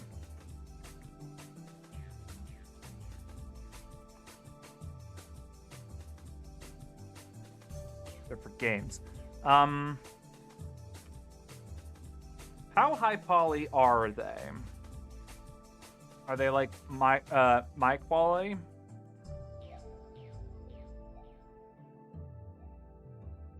I would, for myself, this is probably good enough. So 3 bones for the chest, 2 for the abdomen, 1 for the chest, and the neck and head. I'd say that's probably pretty good for just a game model itself. You don't necessarily need like 20 bones going up the spine, you know? Just like these 3 would probably do you good. I mean, I think these deformations are good enough, right? I would say higher than yours. Count by vertices. 7K base. 10K with hair. Wow.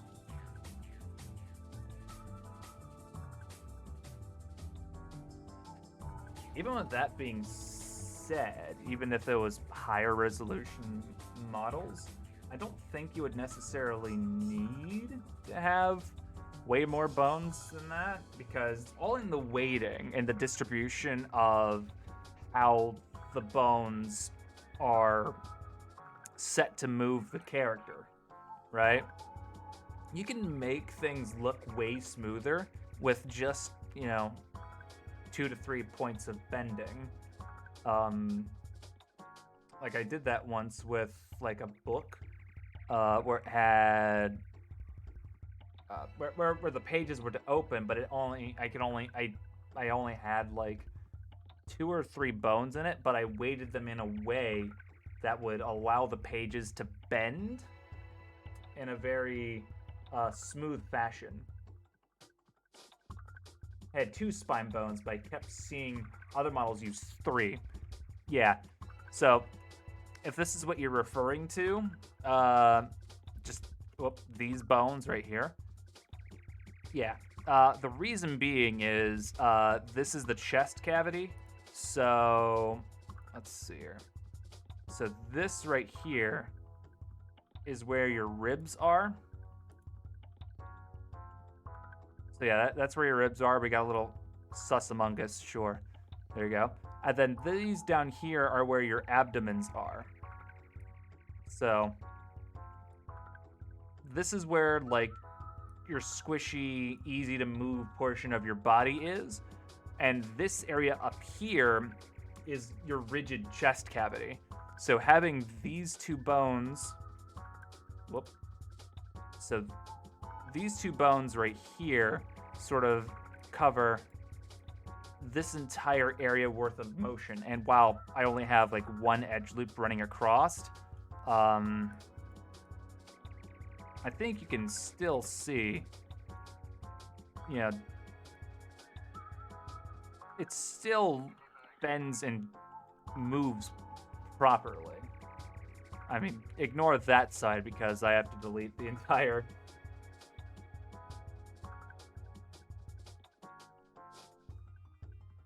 Oh, a detailed explanation. Why don't you take this? What is the Al 2009 Tracer emote? What's my chat log? I just realized it's not open. What's that? Basics. There you go. Should be able to see the chat now. I think I might have turned it off because it had, I know why I turned it off. It was because, it was because I was recording and it kept, like, pinging up, things. That's why. But yeah, that's the best explanation I could describe as to why you need three spine bones.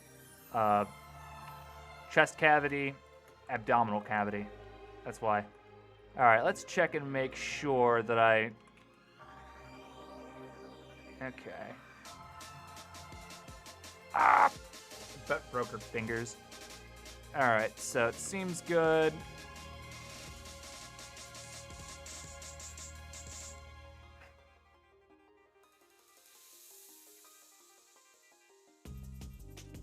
Alright. Seems good to me. So, the next thing we're going to do... Okay. These bones right here, these are globals. Let's assign that. There we go. Hey, Deb Donut. How's it going? Hi, Dad. Ah, shit. Hello, son. Alright, so these are globals. These are bones that are going to be used basically across different systems. So when I'm using FK and IK, these are going to be used... Son, now you weird. Alright. So this, that'll be a global... Oh, hold on. The hip will also be a global bone. Ah, thanks, Rubicon. Oh, something prime, jeez. Oh, that's... Oh, detailed explanation. Ah, you're welcome. That took a good minute for you to hit me with it. Thank you. What? Why have I been doing this in the UV editing mode? God, how long have I been working with just a third of the screen? I must have been editing this rig with just not even a quarter of the rig. Oh god, all my cats are in my lap. You tried to sub normally, but you got an error. That's an oof. Yeah, so all of my cats want to be in my lap right now. Oh god, cat, please do not step on my mouse, please.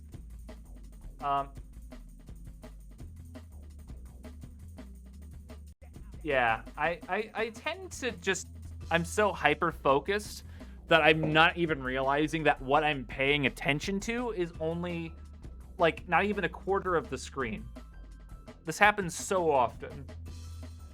And, yeah, all my cats want to get in my lap, and that's an issue because I only have so much lap space. I already have Munchie in my lap, and now Bear wants to get in my lap. I would turn on my camera so you could see this, but my camera doesn't seem to work right now. Want to say something for the camera, Bear? Oh, shouldn't have done that. I patted his butt too hard. In the zone at all time, respect. Yeah, that's what attention deficit does, ironically enough. Try unplugging something you're not using.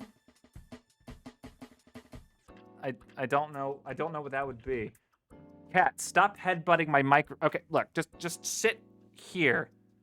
I'm just making a pile of cats in my lap. Try replugging. You know what? Fuck it. Yeah. There we go.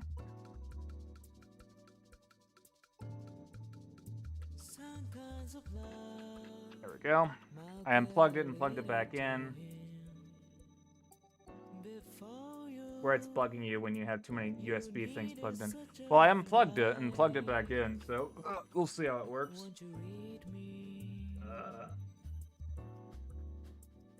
Here, full camera. Nope. Webcam. Nope. Deactivate. Default device. Yeah, it just doesn't work. Where the fuck was I?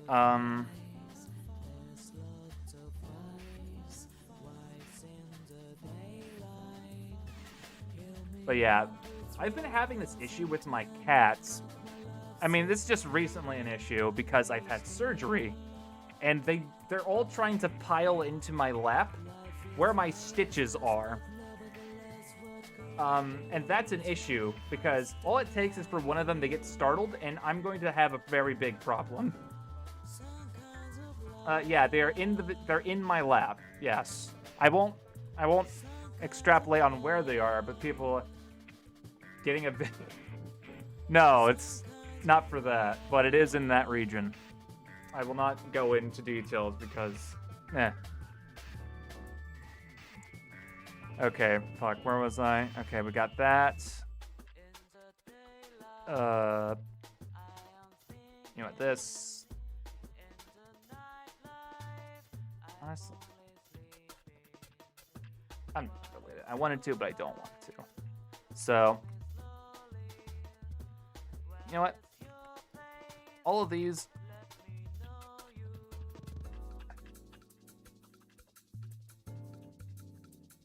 Yeah, you know what? I don't think we need an extravagant system for fingers.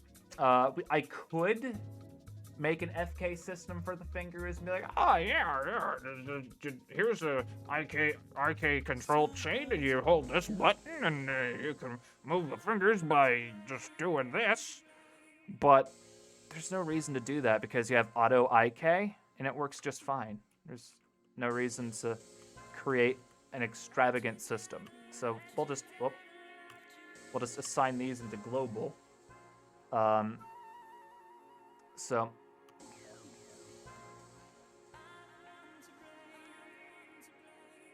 yeah. So we're going to just take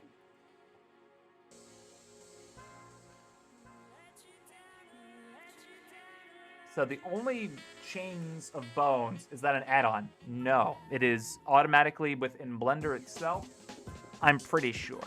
If I just go to preferences and I go into add-ons, I don't think if I type in auto, yeah, no, it's in this, it's in there.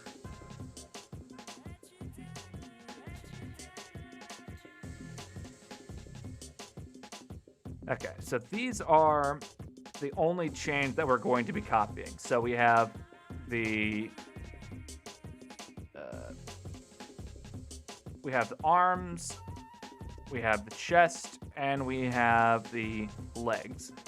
So these are the only bone chains that we need to copy to do some things that we need to do. All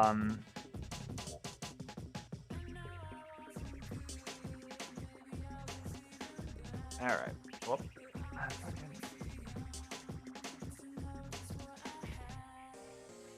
there. So, these do not have.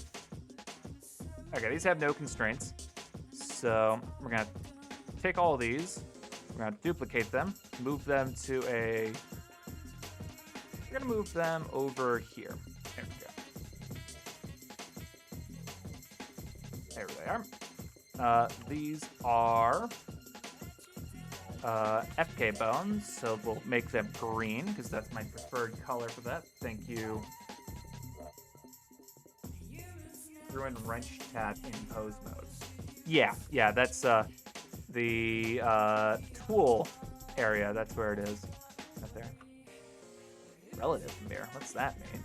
Apply relative transformation in the X mirror mode, not supported with auto IK. Alright. Yeah, something weird with auto IK is sometimes it just breaks, and then it just no longer works for a while. And it tends to happen with the X mirroring. If you like turn that off and on, it fixes it somehow. I don't know why, but it does. All right, take this, duplicate this again, and move this to here. Why not? And then these, all these will be IK, and then these will be red. What's the use of bone layers? It's for organizing your rig. So say for instance we had this this rig, right? And it's going to be split up into 1, 2, 3, 4, 5. It's going to be split up into 5 areas between, 5 different bone chains. So let's say this one arms will go here. Left leg will go here. And then the spine, this will go right here. The right arm and leg would go here, and then the left legs go there. Right? So that's really the reason why it's being done. It's for if you make like rig UIs where you have direct, where you have buttons over them, you can set it to toggle with a button. Like, let's see here. I think I can show it like this. I have bone layers as an add-on. Bone dynamics. That's not it. That's a different thing. Bone layers. Here we go. Okay. So this one is. This is gonna be a pain in the ass. Okay, leg.l. IK arm dot. Okay, just so you know, this is an add-on. This is bone layers. IK spine. There we go. So I should be able to. I forget how this works, but you can export no available UI. How do I do that? Override protection, select all bones, IK stuff. There's a certain way to. What the hell? I don't remember how this works. Okay, well, you can at least see them there. They're now labeled. But there was a way to make the UI where you just like hit a button and then it like you could just make a rig for it. Items, space now, tools, view.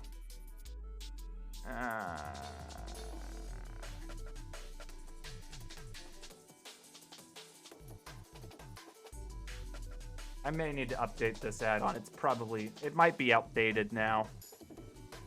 Get rigified layers? Populate layers with rigified meta. No, fuck off.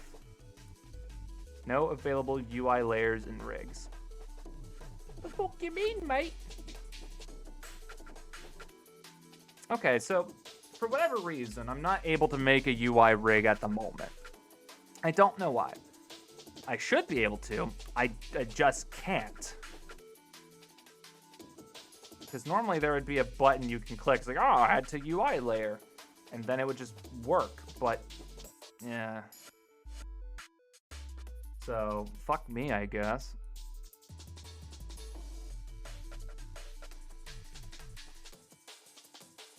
Let's pile them all back into here for now.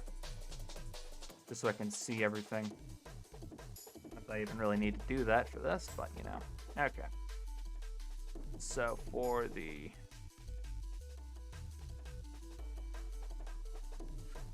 hand IK, we'll just take this, separate that off. We'll set the relation to this. We'll just set this as a center of gravity. Wait, no. This needs to get to the root bone.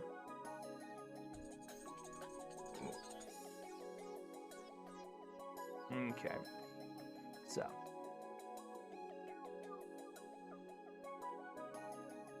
That's right. There's one more thing we gotta do. But I'll set up the IK chain first. So this, we'll select that, and then this should be inverse kinematic. Yeah. Oh. Chain length of 2. All right, gonna go to sleep. Good night, Deb. Deb Donut. There we go. So we have the IK chain set up with that. All right, Shift N, do that. Croissant is named after the crescent moon. Fair enough. That makes sense.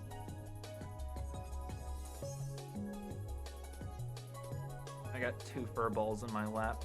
Okay. So this is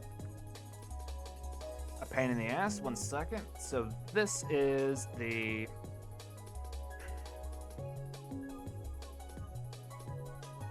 IK layer. That's what this needs to be changed to. And this is the FK layer.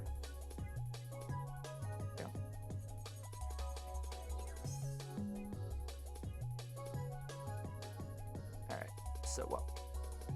Oh, that's the face. There we go. So what we need to do is we need to set it so that the mech bone layer it is copying the transforms of both the FK and the IK bone layer.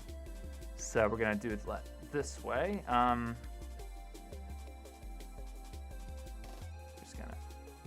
Whoops. So select that.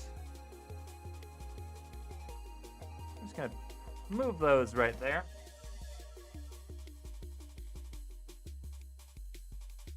All right. Actually, didn't even need to do that.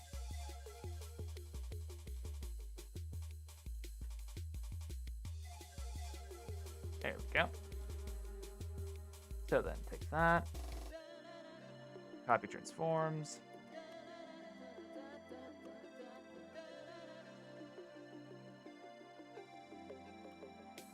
whoops, wrong way. Why is wireframe on? Just realized that it was on too.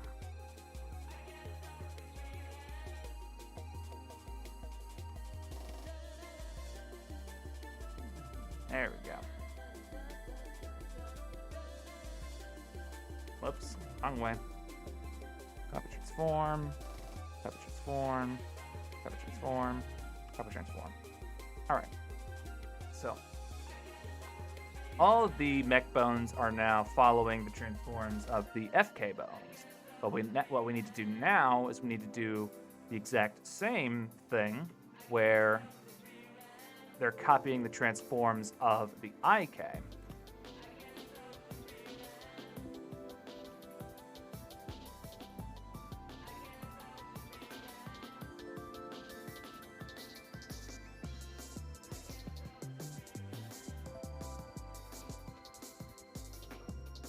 Wrong way.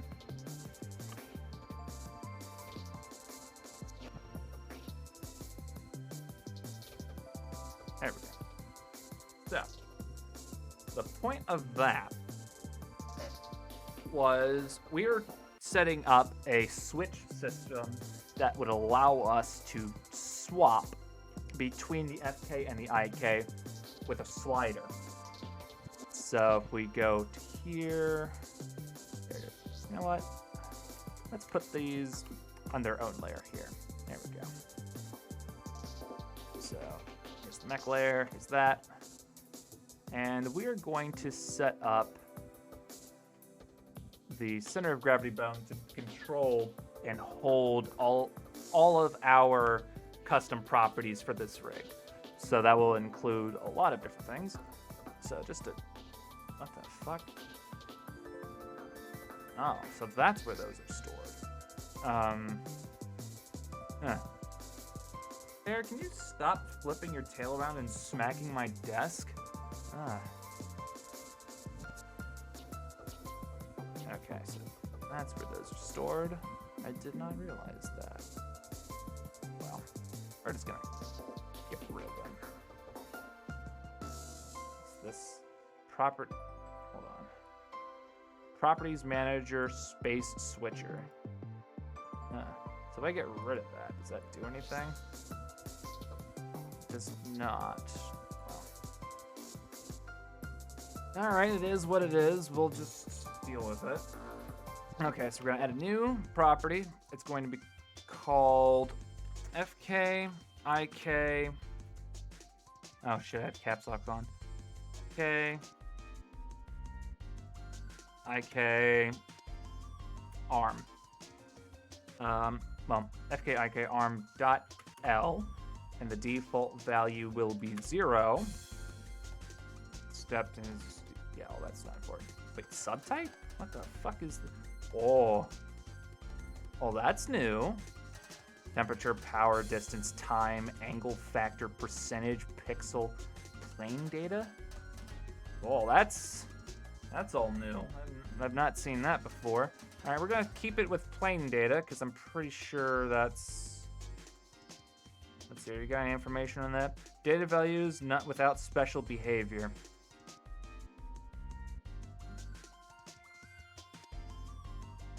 Yeah, it doesn't tell me jack shit about any of these other things. I don't understand how exactly any of that actually works. If I were to let's put distance, what would that tell me? Jack shit is what it tells me. We'll just keep it plain data, that's all it needs to be. So, there we go. All right, let me copy that as a new driver, and then we're gonna go into. Let's do this, all right? Okay. So as of right now, the mech bones, which is where the FK-IK switching is happening, is currently set to follow the IK bones.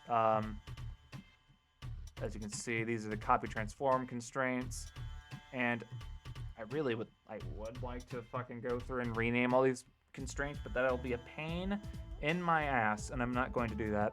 So, if we paste this driver in here, that's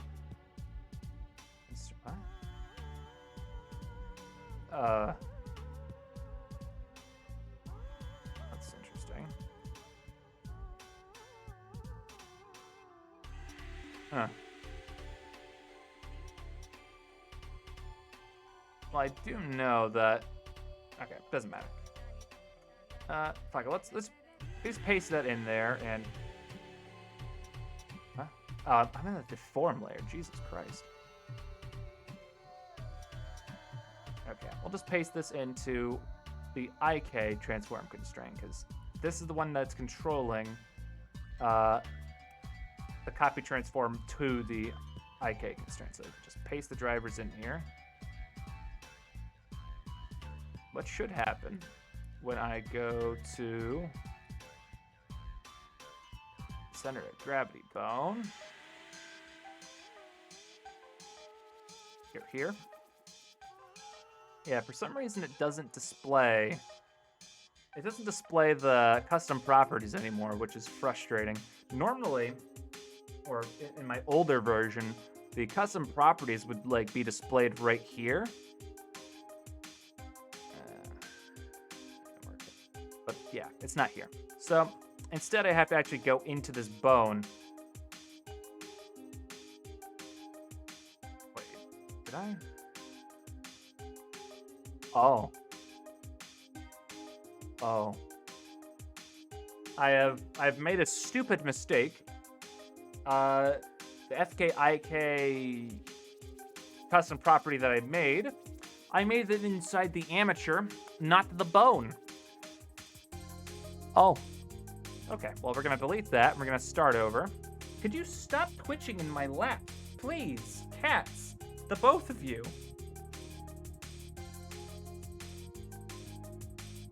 Meow. Yeah. Y'all can't behave. Y'all need to get out of my lap. Okay.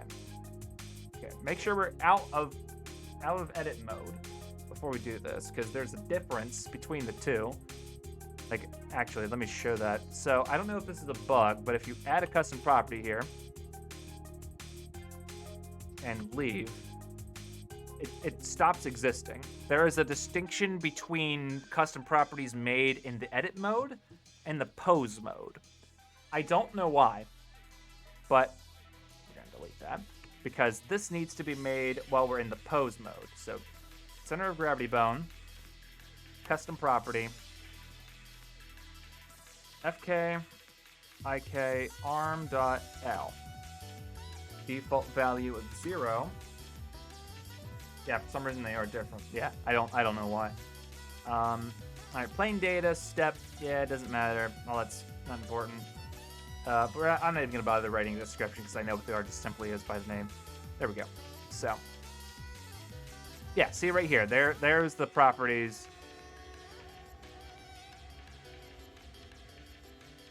Cool. So this add-on right here that I downloaded for a long time ago allows me to see any of the constraints that, well, any of the custom properties on this bone at any given time, which what allows me to do is to control this and what? Oh, right. I deleted, yeah, okay. Never mind. I gotta do this again. Fuck. God. Yeah, well, now we'll be able to see this in reverse order as I apply this to be the driver. So we paste all those variables in to that, which controls the IK copy transform constraints, and that allows us to slide between FK and IK. Can I help you, girl? I think Munchie's having a dream in my lap. That's why she's twitching. I should stop bothering her then. Don't meow at me. I can't help it. You're sleeping on top of the other one. Oh, I'm sorry. Is it uncomfortable that you're sleeping on another furball? Don't meow at me for that. Dummy. You want to play with the scrunchie? Huh? There you go. Okay, now I just gotta do that for every other bone. Wait, what? Oh, I was trying to edit the driver directly. That was my bad. Right.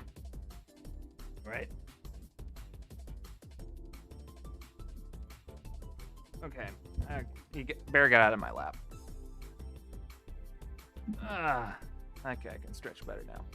All right, so now we gotta add 4 more custom properties. All right, so this is FK. Whoop.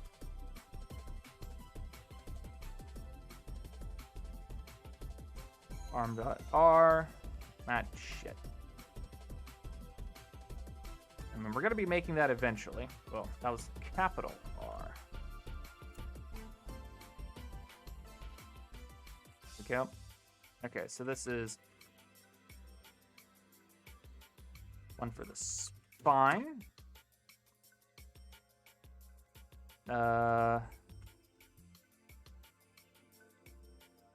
Okay.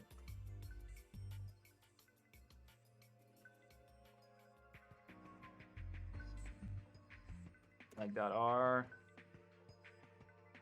Then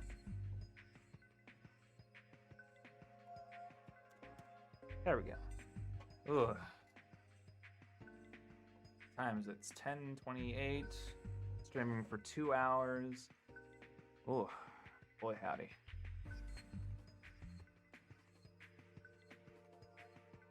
Okay, well I got those in order.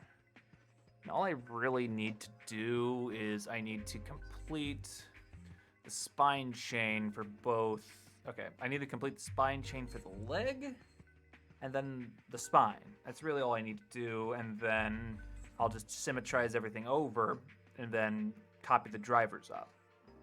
And then from there, the only thing that really could or would need to be done is setting up the facial animation system, which I've done a video on. It isn't complicated. That would take maybe 30 minutes, maybe. Unless something has changed or I get distracted. which case then it could take longer. I am getting tired, so this potential for being distracted does go up exponentially. Speaking of which, I do not have any water and I am thirsty. But Munchie is in my lap and promptly asleep. So it's a bit hard to move her. So I'll just sort of truck on. Okay. So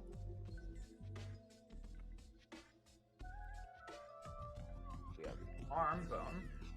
Alright, hydration does help with concentration. Yeah, I probably should, huh?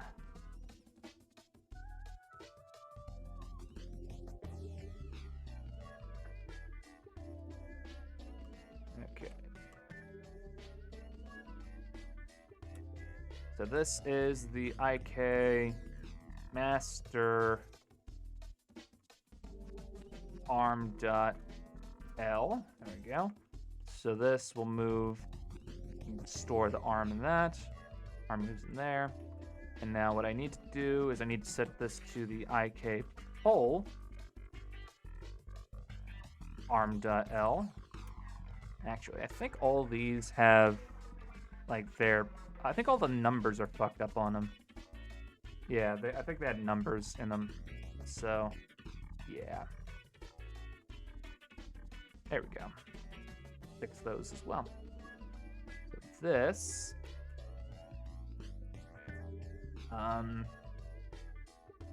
set pole target, IK pole, arm to arm, and I think this needs to be set to 90. Negative 90 from the looks of it. There we go.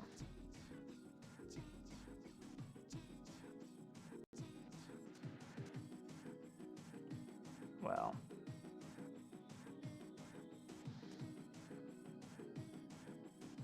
that is not the correct way that it should be bending. It should be bending that way.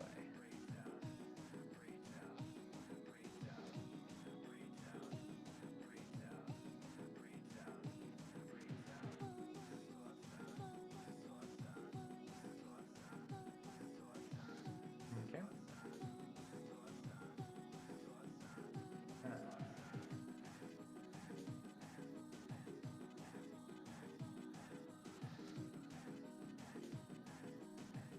I think I'm just going to be lazy and just leave it where it is right now. Because I do remember I would always do a system where I'd sort of place a bone right in the center here that maintains the middle distance from here and here. And then I could rotate the arm from that. But what that tends to do is it causes an issue with, like, internal syncing, where if it rotates, it causes issues, but I think that'll be fine. Maybe I could parent. I'll parent the pole to the hand. That's what I'll do. If it will behave. There we go.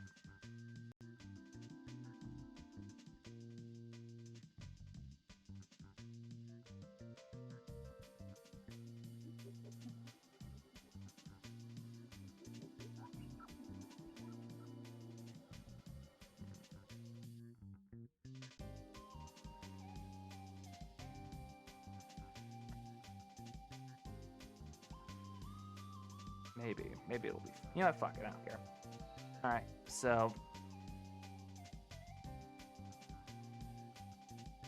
do that, subdivide.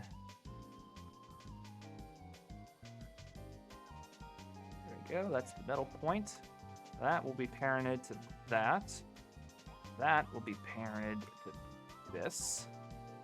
Now that.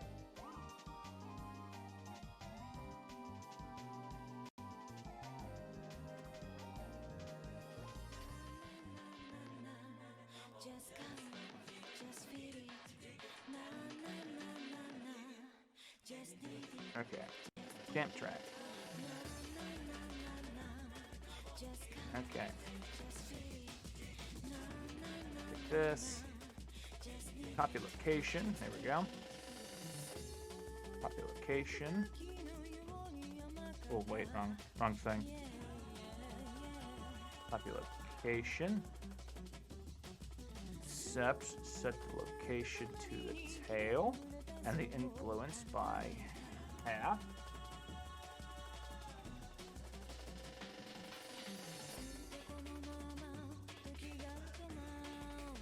What's happening there? There we go. Oh, that was interesting. So the damp tracking was only behaving relative to its actual position in actual space. So since it's there, once it... Okay. So the actual location of this in actual space is there. So once it's being moved... Yeah, you can see that. That's facing down there, because that's there. But the damp tracking is there. Now it's following it in actual space. Cool.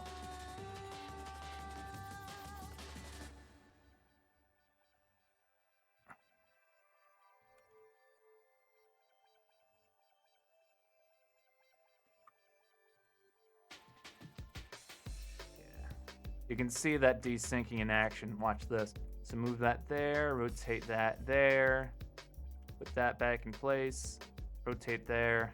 You can see how this bone's still rotated until I click elsewhere, then it snaps into place. Not quite a fan of that because it does cause problems with animation. A little annoying. But I don't know if there's actually a better way to do it than the way that I'm doing it. I just kind of like, I don't know. I mean, but it is really convenient because now it allows me to rotate the pole from like the center axis here, and then I can, you know, move that here and then adjust it from there. I don't know if there's a better option. Probably is. But I'm like, I don't know.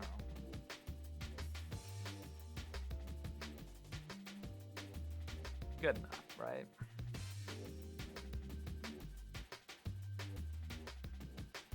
Alright, so the arm is done.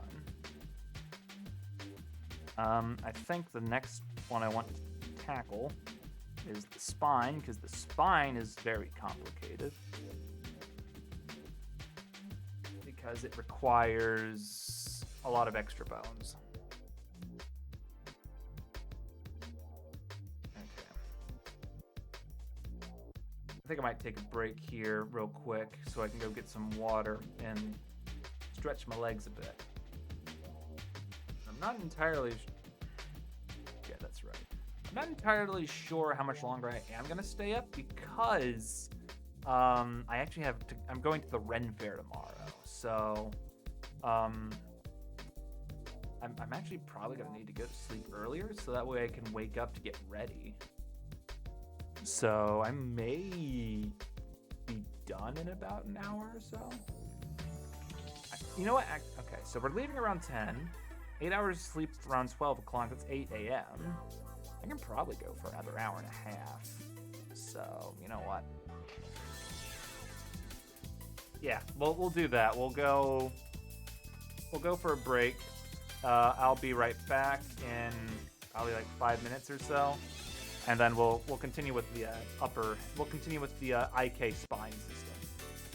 All right, so yeah, we'll do that. I'll be right back.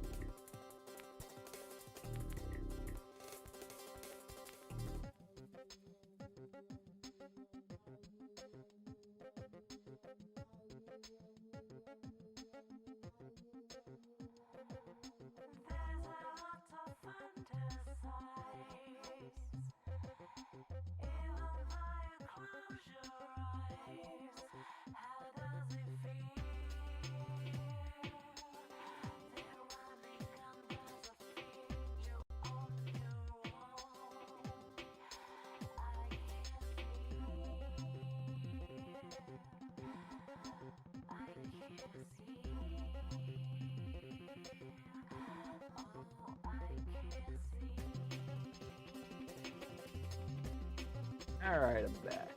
Okay, got my water. I think I'm good. We can work on... We'll work on this. Okay.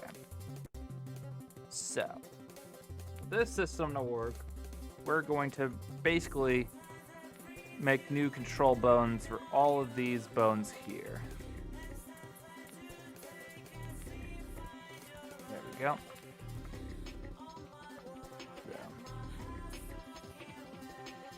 Bones are gonna go into these positions.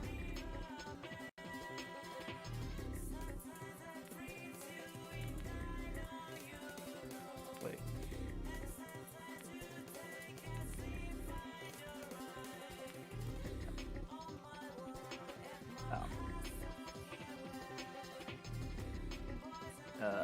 These need to be... Okay, these should not have parents.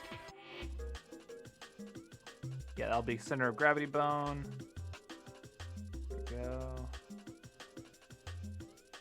Okay. So...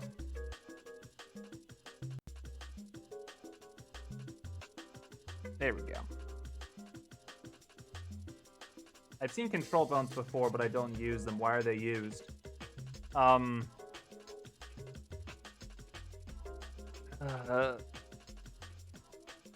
Alright, so these bones in particular are designed to do a very specific task, and I'll show you what that is here in a second once you kind of get an idea what this system is actually used for.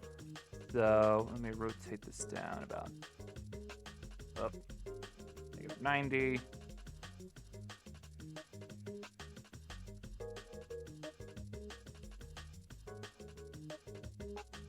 There we go. That's how big these are going to be. So, the point behind these bones in particular is they're going to be used to, okay,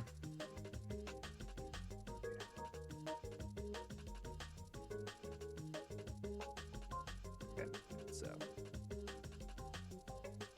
we're going to be making this into an IK chain where we can kind of individually control these bones. So this, I'll be damp track. There we go. Okay, my earphones are driving me fucking batshit. 1 second. So I'm having this issue with my headphones where they're like stopping like every 5 seconds with the music, and like it's driving me crazy. Of course, now it brings that up. Now that they bring that up, they're not doing it anymore. Okay, it's behaving right now, but there's no guarantee that it'll stay that way. Okay. Go.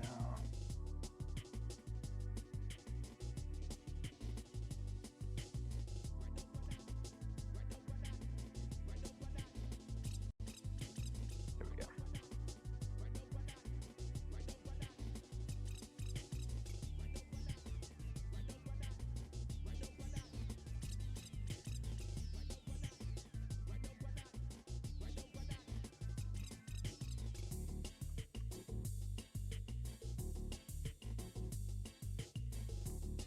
What, wrong way?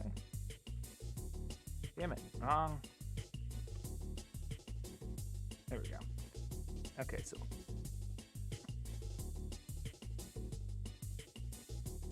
There we go.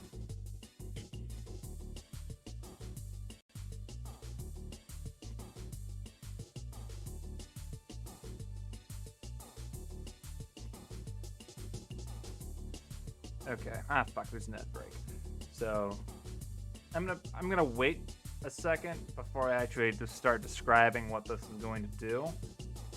I mean, on YouTube, it's not really gonna matter because you won't have these ad breaks, but it'll be described in a second. But now that these do have that, these you can see how they work. So I think I'll parent these together.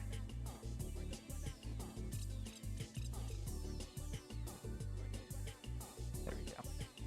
So now I can rotate them as well as move them as well if I wanted to. There we go.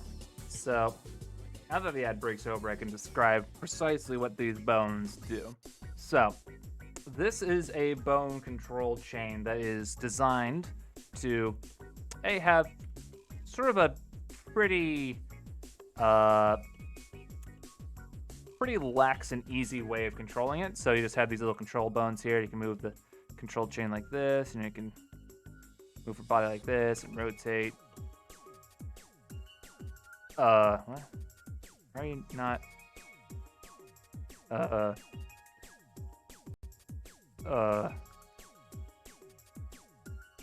1 second. There is an issue.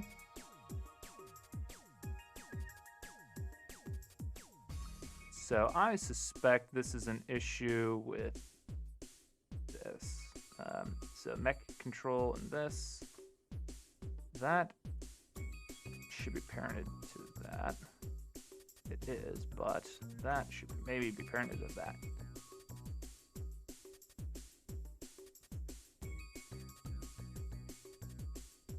Okay, there we go. We got it now.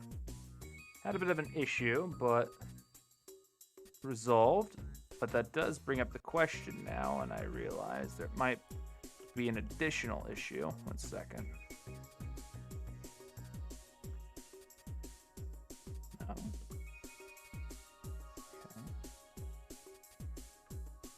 Okay. There it is. There's another issue right here. Okay. So that's parented to that. Yep. But this is also needs to be parented to that. Okay. So there we go. Okay. My earphone's doing that again. 1 second. I need to fix this. It's gonna drive me fucking nuts.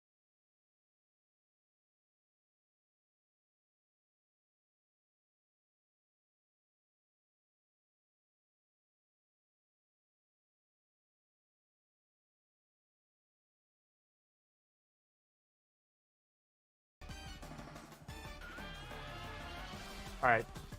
They're probably fixed for now. Hopefully they won't cause another issue. Okay. So I say that and I still hear them. Yeah, so this system allows us to kind of have a sort of freedom of movement and sort of adjust the character on the fly and whatnot. However, the additional reason for these added control bones is for this. So we have these. Now we're going to add a damped tracking constraint, and we need to set this to be the negative y-axis. There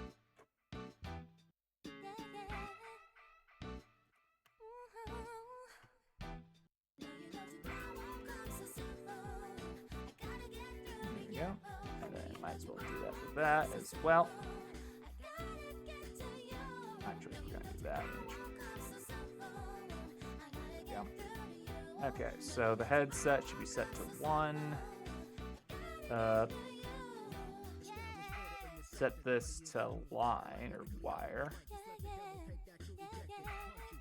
Okay.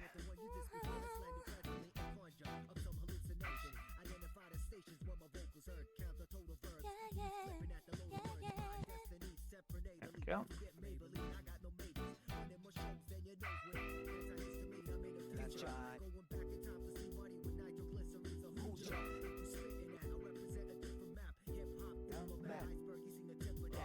Yeah, it's an IK for the body. That's what this is. There we go. So what I will say for this rig that I am making, there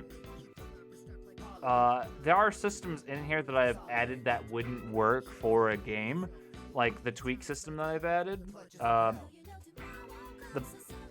These bones right here would not work for the game animation, simply because of the way the hierarchy is exported.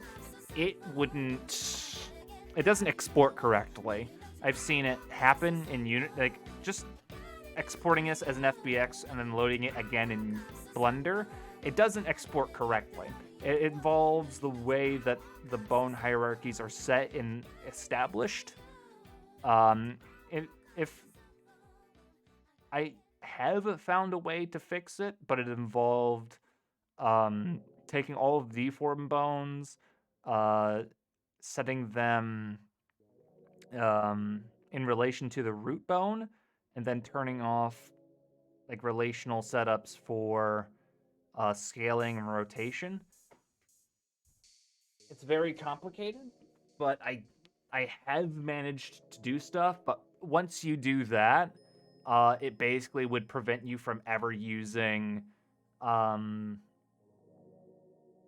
like in-game, like you wouldn't do that for like an in-game action model. Like you could do that for like a animation for a cutscene, but you wouldn't use that for an in-game dynamic model, which would be using systems like say an IK system that allows the character to point their gun at a crosshair on the screen. Um, that wouldn't work because all of the bones are set in a way that they're not connected to each other. They were only set up to sort of copy information from all of these other systems to animate. I have experimented with that, and it is good for cutscene animations, but not this. So see, we have it set to where now it kind of is that, but we don't have any way to control it. So if we bring this back, we're now going to need to we're going to need to add more controls to this. So we have head tracking. So head track, neck, spine. Wait, are we missing a bone? Or not? Okay. Thought we were missing one. Never mind. Let's add a specific control group for the neck. There we go. We'll use an orange one. I think your model would still work in a game engine, especially Unity, since it'll let you pick bone formations. It would. It would. I know it would. I have worked for a game development group that we were working on an indie game for a long time, and this exact rig I was basically using, I couldn't use the tweak bones like I said, simply because of the way scaling animation works. The inheriting scaling and rotation just does not work with exporting with down to the deform bones. It just did not behave. So if you could just forego that system and just go straight to the mechanical bones like this, and then formulate your FK and IK systems that way. But yeah, it's complicated. Okay, bring me back the there we go. Oh, damn it.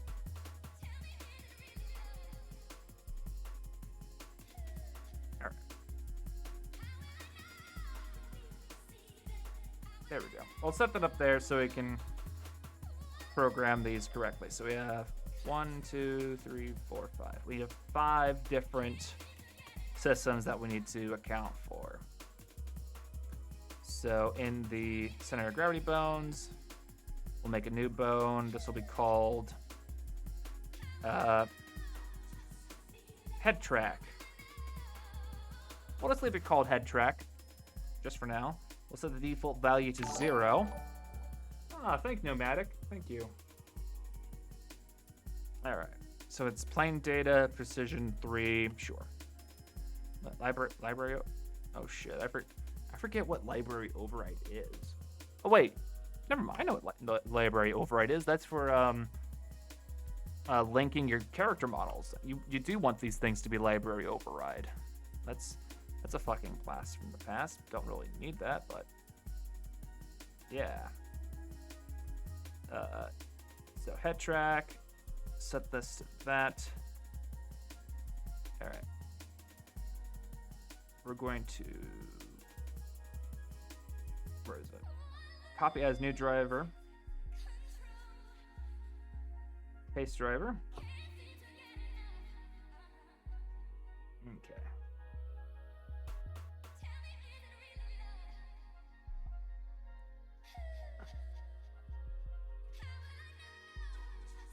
There we go.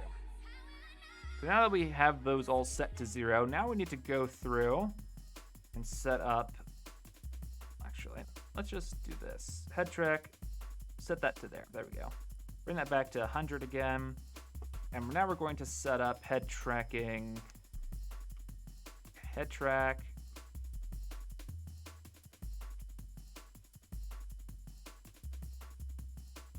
Head track.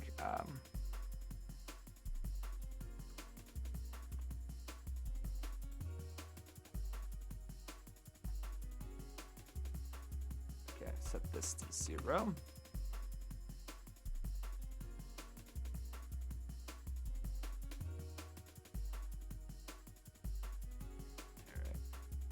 Copy as new driver. We'll go into here. We're going to edit the driver. There, scripted expression. All right. Let's set this to X.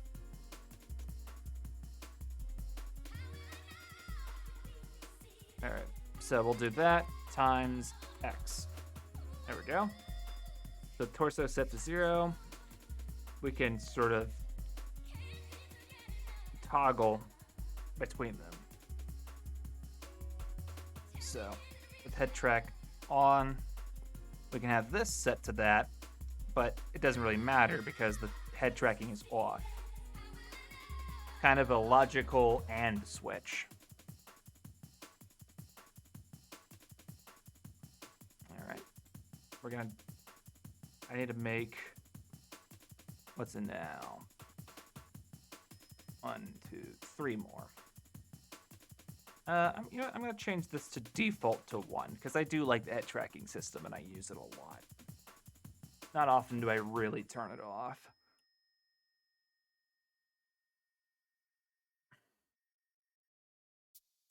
So, okay, so 1, 2, 3. There we go. I'll just copy this name so it's easy. Head track. Neck. Actually, let me change this. Oh wait, if I change the name of that, never mind. Wait.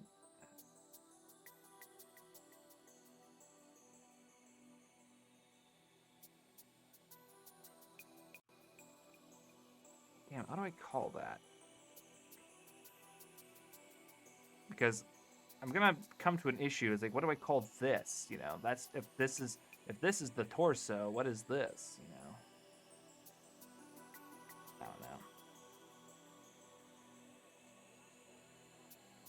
Okay. Chest,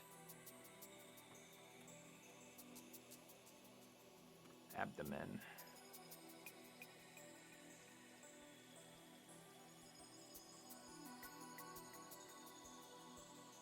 Oh, yeah, I got it. Fuck it, we'll just go. Oh.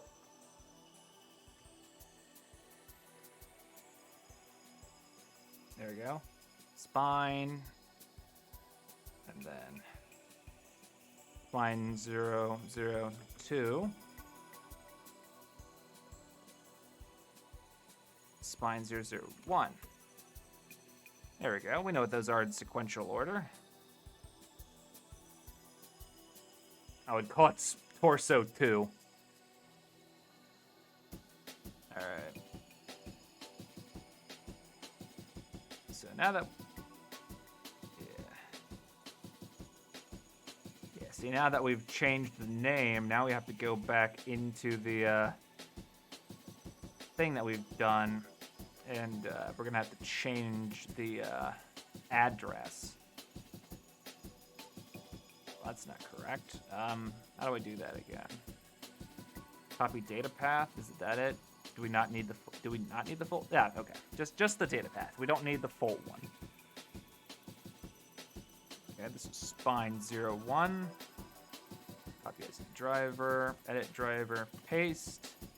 Set this to expression, and then we'll do times X. For security reasons, automatically execution.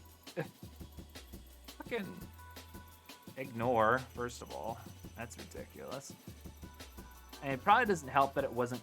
I didn't title it. So that's probably an issue.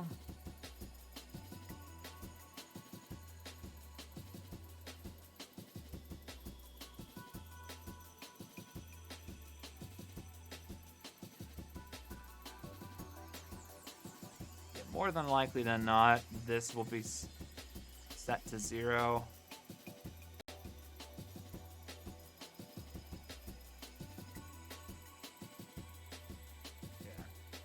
So if this ever equals 1, basically doesn't matter what any of the other ones are set to, because it will always follow it with this level of strength. So, yeah. Honestly, what I could do is I could set a cap where it's like, yeah, it'll never equal 1, because why would it ever? Why would you ever do that? But doing that kind of,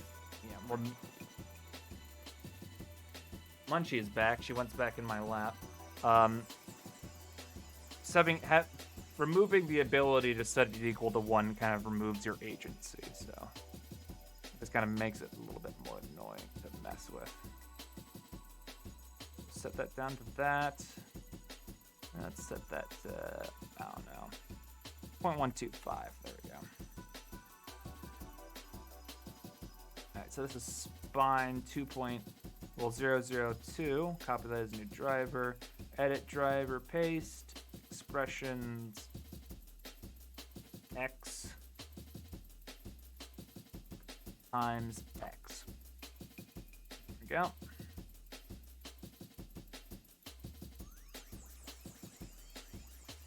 Then we just need to copy the neck driver. Whoopsies, I don't want the Python manual. Don't need that. Okay, so neck, copy as a driver. Go here, edit driver, paste, X, set equal to expressions times X. There we go. So we have head tracking set to that.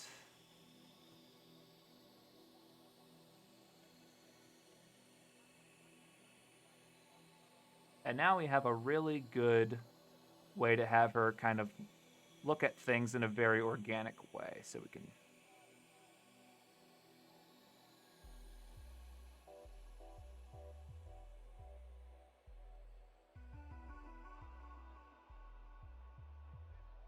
There we go. And we can even turn this stuff down a bit.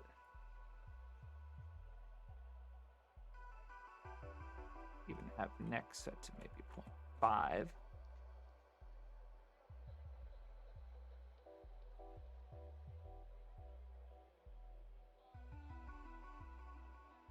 There we go.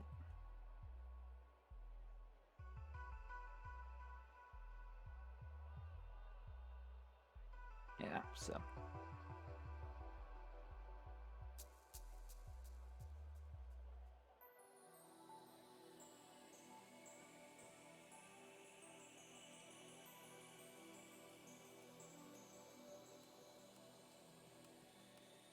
There we go. That's good. And it's 11 o'clock.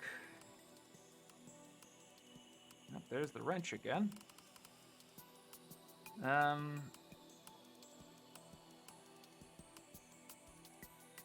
Alright, that leaves the foot, which can be complicated. I don't remember the ways of which I had used to do these.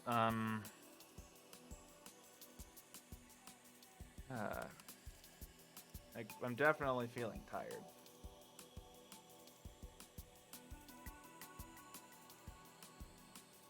Okay. I think I'll be able to do it, though.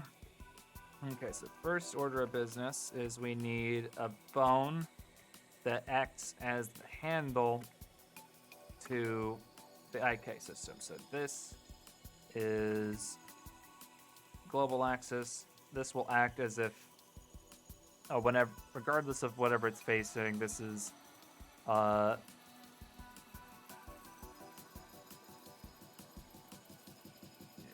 maybe set this to global. Okay. So yeah, this is aligned with the y-axis and all that good shit. So this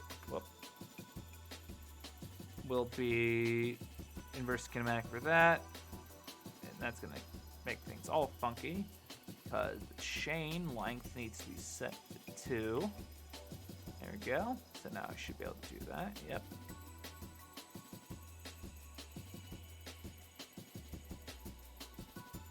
There we go. Then we're going to need a hole. Move that out to there. IK hole. Whoop. Hole. Leg. Dot L. There you go. Okay, so IK control leg dot L. Honestly, I should go through and name all these bones to that as well. So okay, control head, neck,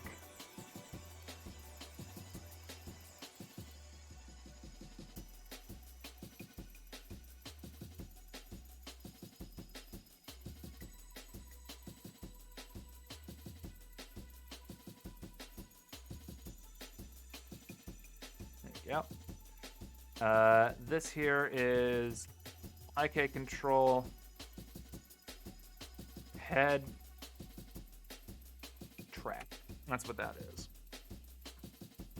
That's our head tracking bone.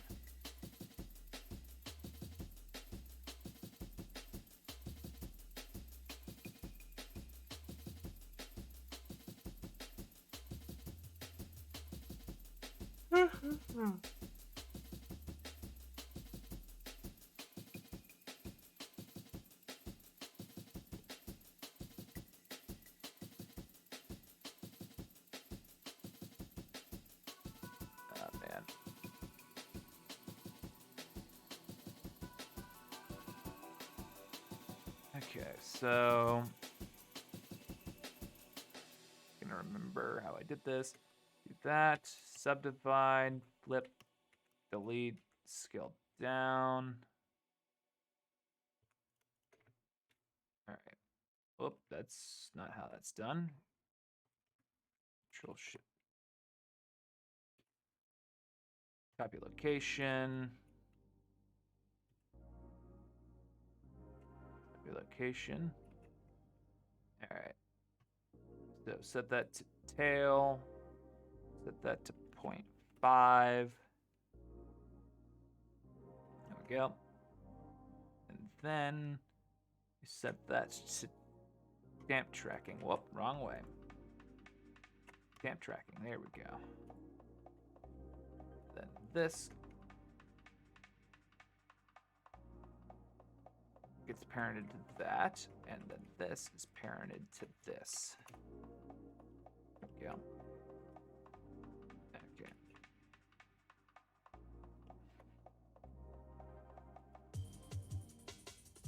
This is, wait. What's this? Since I extruded it from there, what's this relation? Tweak pelvis bone.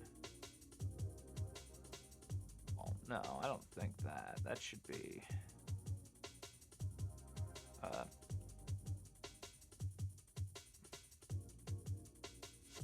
mechanical pelvis.L.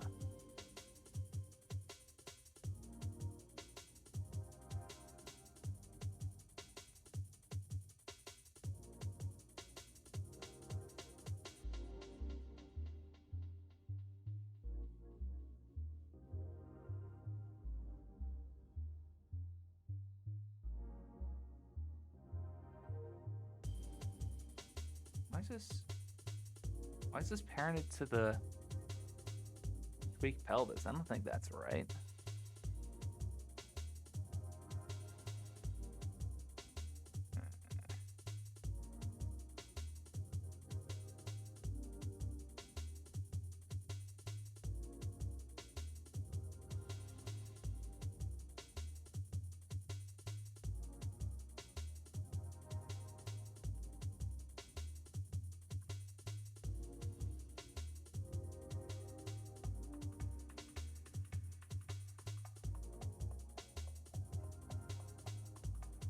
Okay, mechanical upper leg, mechanical pelvis.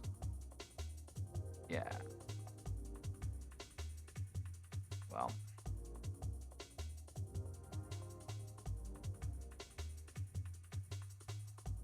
Bit awkward, that. Okay. Hide the mechanical upper leg.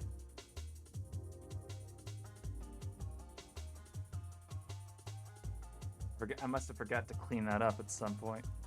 So do that. Whoop.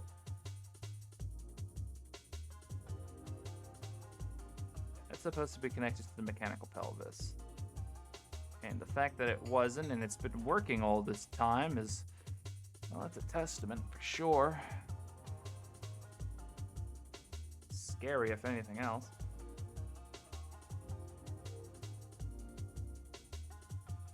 Okay. Still should work, yeah. Still working.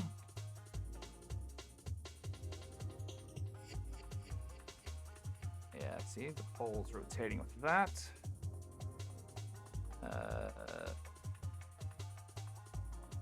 That's the wrong thing. We have to set it to the armature first, and then pole, leg, that down. There you go. Set it to -90. And looks like we're operating on +90 this time. All right, cool.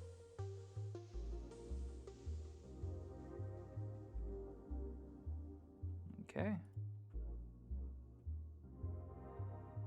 And that rotates the leg like that. Good.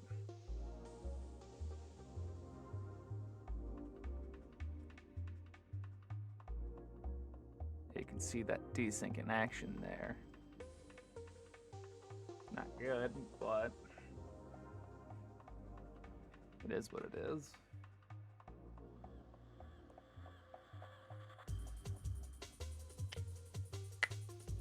Okay.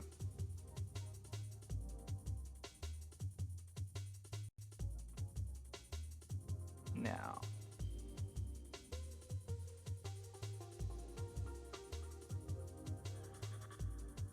this is going to be parented to this. So what this is going to do is this is going to be parented to this bone. So when this rotates, we can rotate up on the foot like that. And this bone, we're going to need a copy rotation constraint on local space. So when we rotate it like this, this needs to behave in an opposite fashion. We're only rotating on the z-axis. I think I want this to be offset. Before original, how does this work?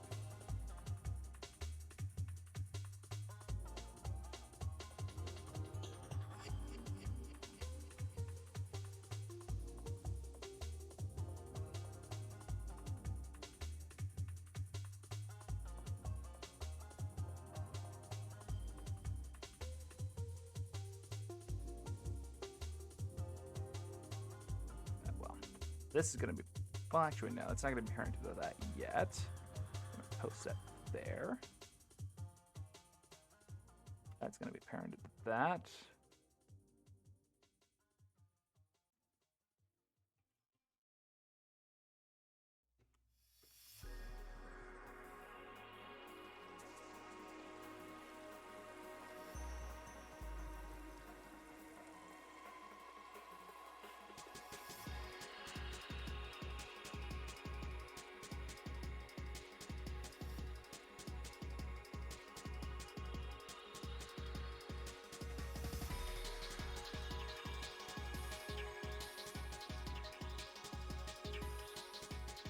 There we go. So this bone doesn't really do that. Its only purpose is to rotate that way. And then this purpose is to rotate that way. Okay. And so we're going to need a bone that comes out this way. It's parented to that. That's parented to that. And this here is only going to control these two bones. So we can pick this up, rotate it however we want. There we go. Okay, IK foot. Okay,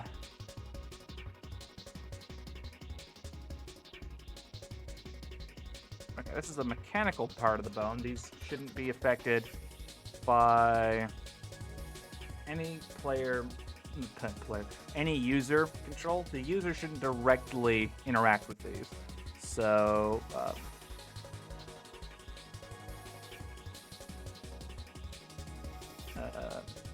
we'll call this toe roll because it goes up on the toe, and then this one will be heel roll. Make sure that it's designated for the left side. There we go. And then this is IK control. And this is foot roll dot L. And then this is IK control dot leg. Cool. So you can pick this up.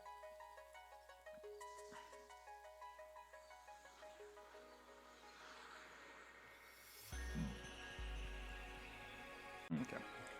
So the idea is when this rotates 45 degrees in that way fashion, this will rotate this on the foot like that. That's the idea. So to do that, we're going to utilize a its form constraint, utilizing local space, and we're going to map from rotation. So this is only used. There we go. Actually, we're gonna probably need that. So.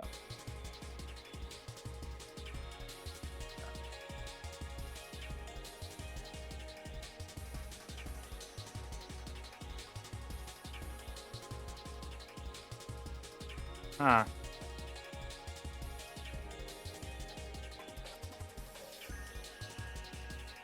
There we go.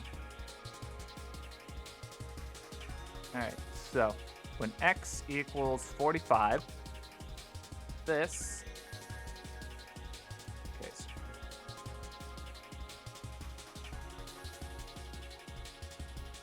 there we go. There we go. Perfect. Cool. So now we're going to need the opposite. So with negative 45, the leg will do the opposite. So transform constraint from local space, negative 45 degrees. Whoops. Oh. Didn't mean to do that.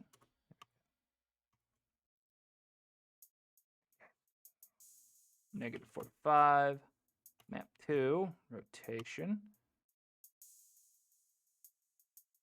Okay, that's not doing anything. App, there we go. There we go.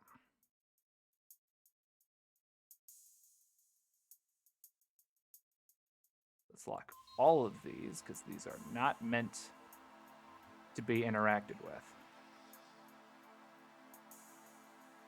There we go.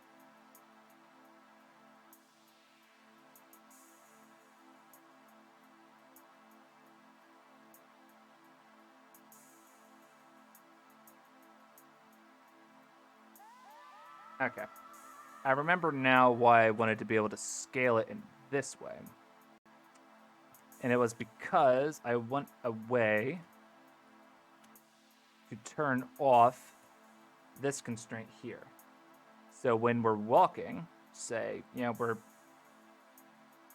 we're in this position and we're going to be picking the foot up. You know what, let me...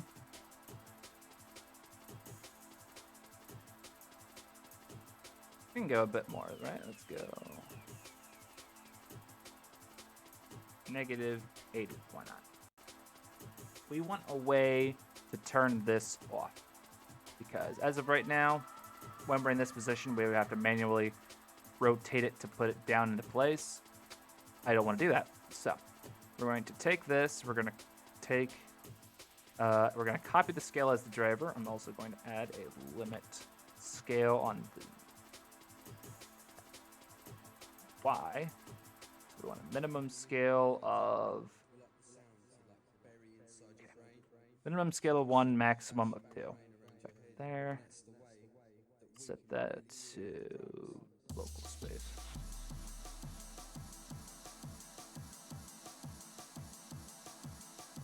Yeah, apparently you can still scale it into the negatives and it doesn't give a shit. Like, it only cares about absolute value, I guess. Which is annoying, but, you know, whatever. Yep. Alright, see you, Rubicon. Alright, so the goal here is we're going to copy this. So copy that as a driver. And what we're going to do is we're going to paste the driver, edit the driver, set it to a scripted expression. So we'll do 1 minus scale. There we go. Oh, wait, hold on. That's not how this works. Oh, I know how to do this. Okay, so not just 1 minus scale. So that's part of it. 1 minus scale. Wait, no.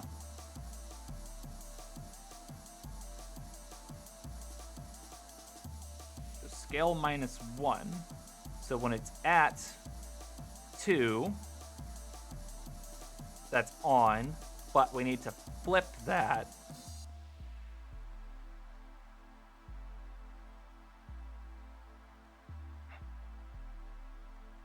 Okay.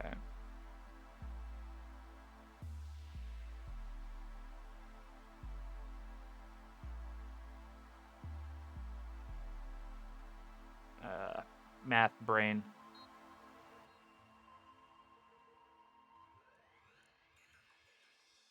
Okay, how do I do that? Okay, so we have scale of 2.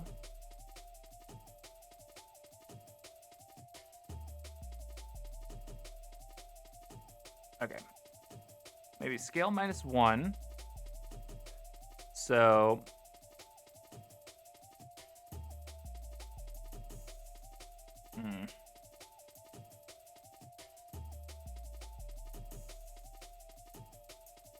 times 1? Is that? No, that doesn't. I don't think that makes sense. No, we still have the same problem. It's like, I'm tired. I'm struggling to think.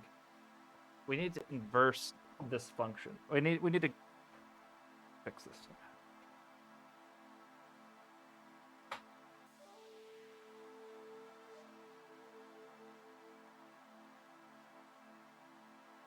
Okay. I've done this before.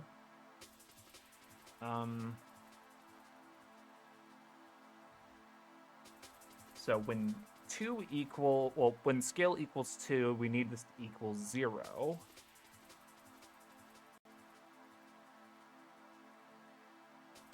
Well, I guess I could just do scale minus 2, right?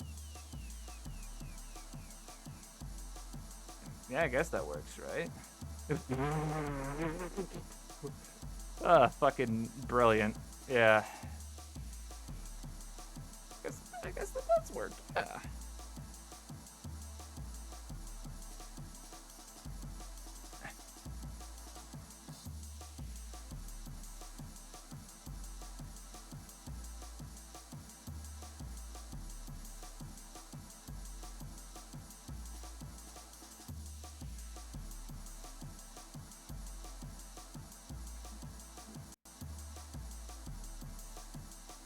Yeah, I don't really see a need to add a custom property to control that specifically. We can just use it through the scale. It's fine.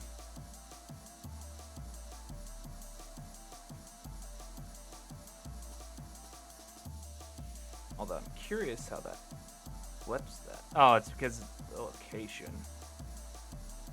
Yeah, it's using local space. Well, it's curious that an inverted scale also affects the rotation. Yeah. Well, the fact of the matter is it works. So, alright, control L, put roll to L, then yeah.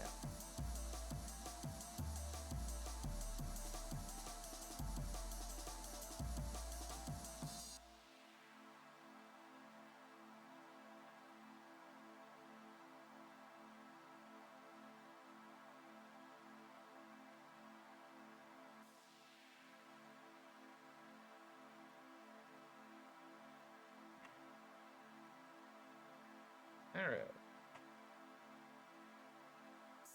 All we gotta do now is we gotta take all this, take everything, and parent it over.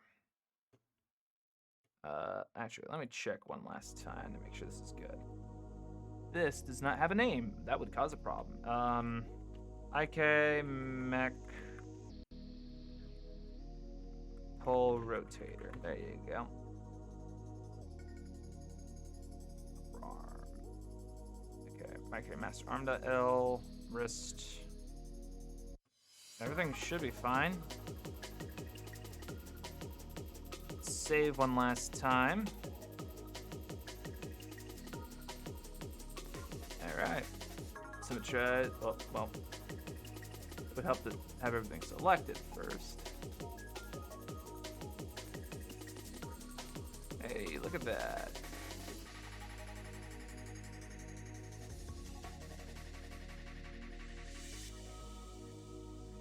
Yeah, it works.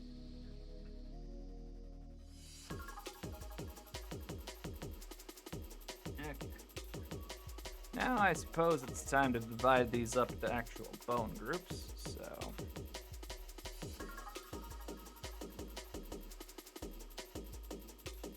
Okay, put that there. Put that... Wait, it's here. Oh. There we go.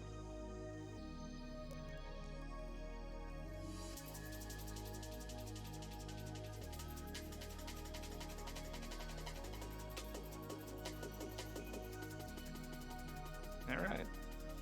Wait, what? Oh. All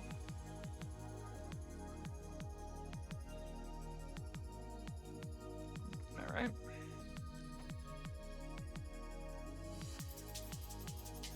I suppose we could really just put bones that we don't really need to see in right here. This could be like where the mechanical bones are stored. We can sort of select all that. Oh, that... Oh. Well. Oh, good, it crashed. Great. I forget one bone. I forget to rename one bone, and I crash it because I have to go back to fix it. Great. Fuck me. Okay. Wait, what? Oh. What is this? Oh, that's just a tweak bone. Never mind. IK, mech, leg.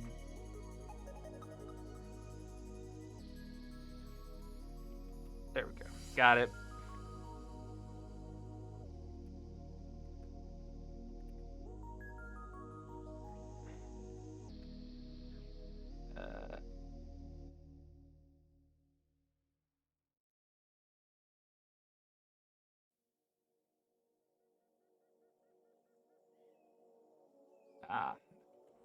Didn't do that one either. Well, glad I did do that, huh? Even if it did crash. Alright, save it. Symmetrize. Now we should be good again. Ugh.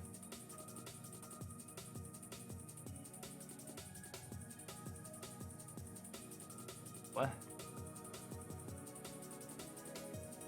What?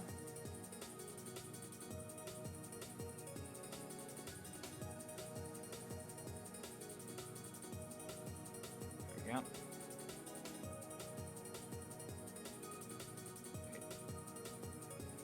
Okay.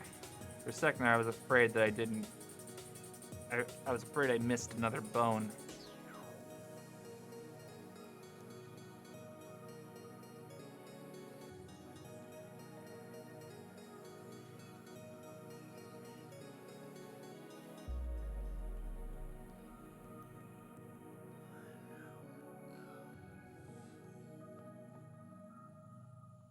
we go.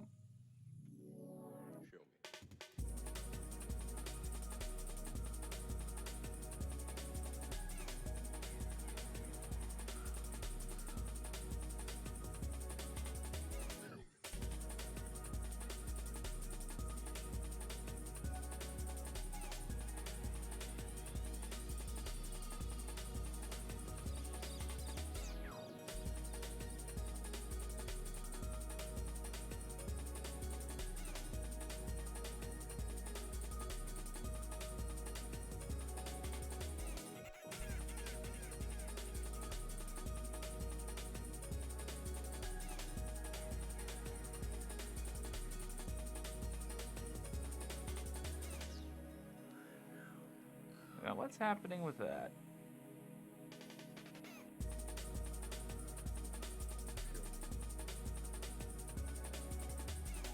Oh.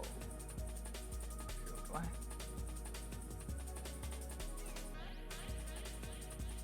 Well, what the fucking... Oh, I missed the fucking... Oh. Okay. That was the issue.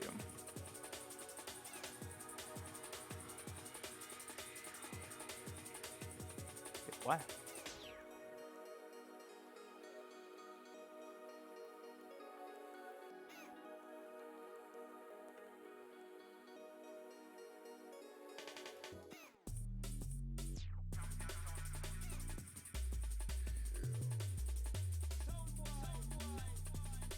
Okay, for some reason this won't...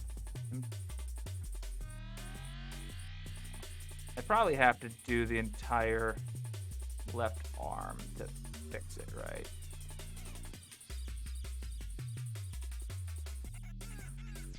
Alright, let's just delete the left arm.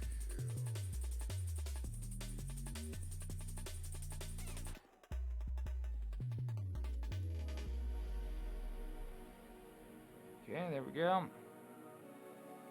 For whatever reason... Oh. I see. Damn it.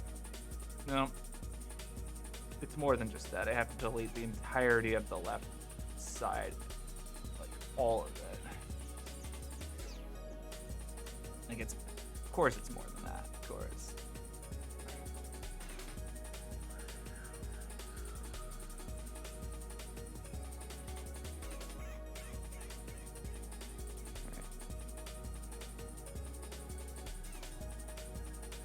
Yeah, it's a little funky at first. There we go.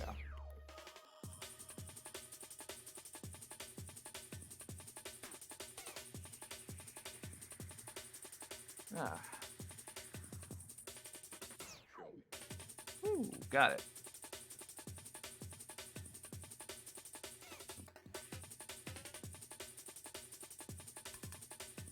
Alright, that goes in that layer.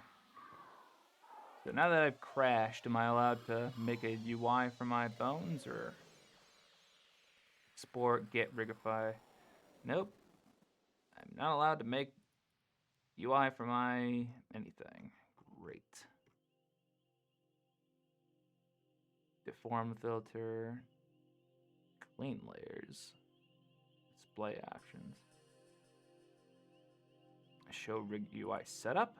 Ah, you motherfucker. Let's see.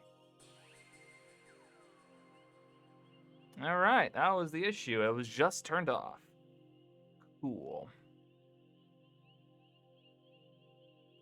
Well, that being said,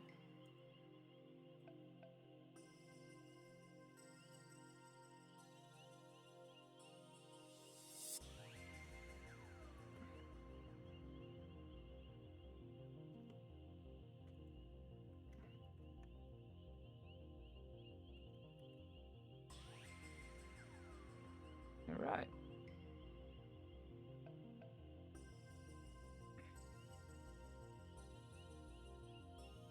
All right, there's the facial ones.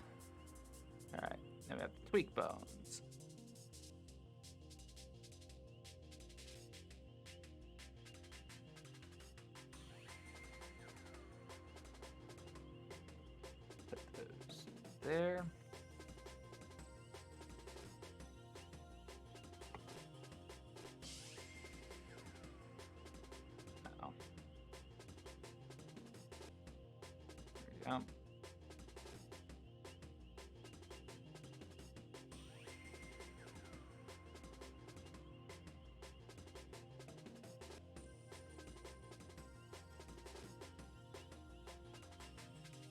we go.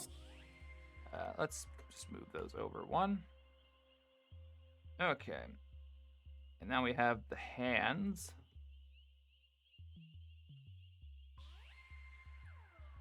There we go. Let's put those, there we go.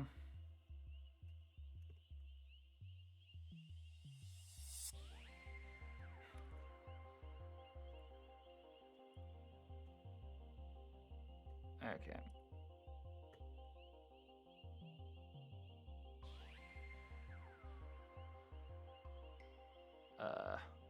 What? Oh.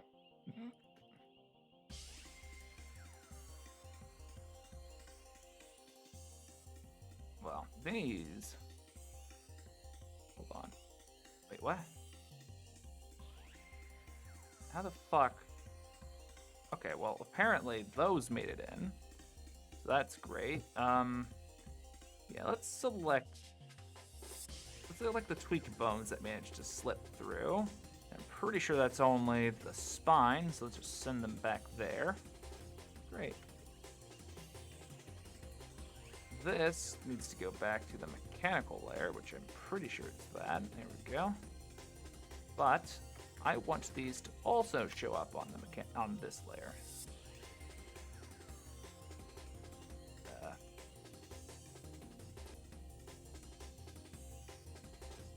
There we go. So this is the stretch layer. These are these. I want this to show up in here and here. There we go. So in the spine, the center of gravity bone shows up. There we go.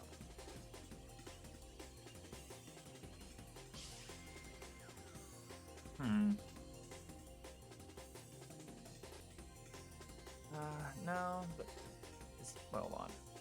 That should be parented to the root. There we go.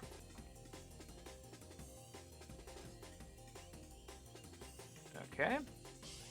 It looks like these bones are not currently. Well,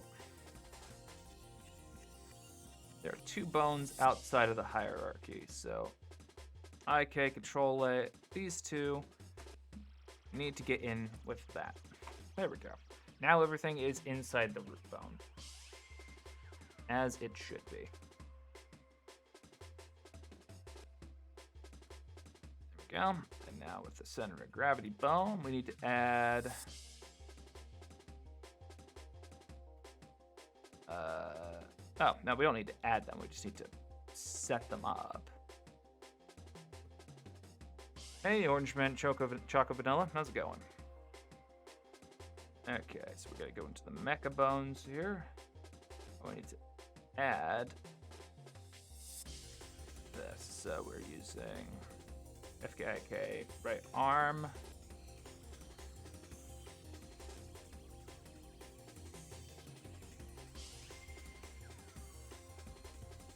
There we go. And then right leg.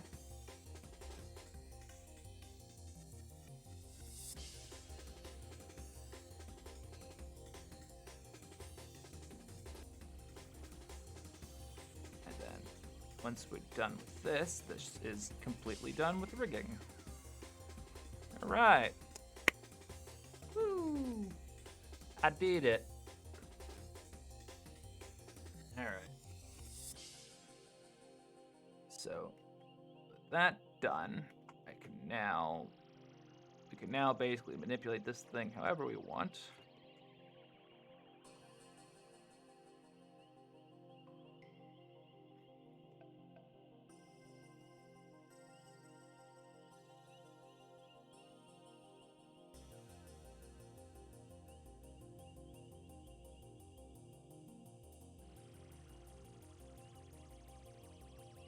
And I think that's a pretty good, I think that proportions work out good. Yeah. So the last thing that we would need to set up would be the facial animation system, which would allow us to change the eye and mouth shapes. That's what that would be. I don't know if I really want to set that up now, but it would be here. Yeah, here's... We have part of it in place, so we can manipulate the eye system. Which is good. Basically, we would go into these, and we would need to add custom properties that would allow us to control an image sequence node that the eyes use, and that would allow us to change the index of the active texture that we're using. And yeah, I don't want to do that right now. So the fact that we have a completely done character model and rig is good enough for me. Yeah, it's going on 3.5 hours and it's almost midnight. So let's... There we go.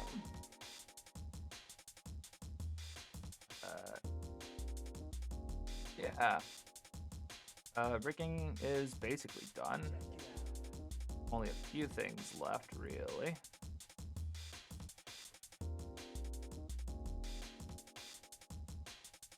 we go. So we can just turn that off. Like would be...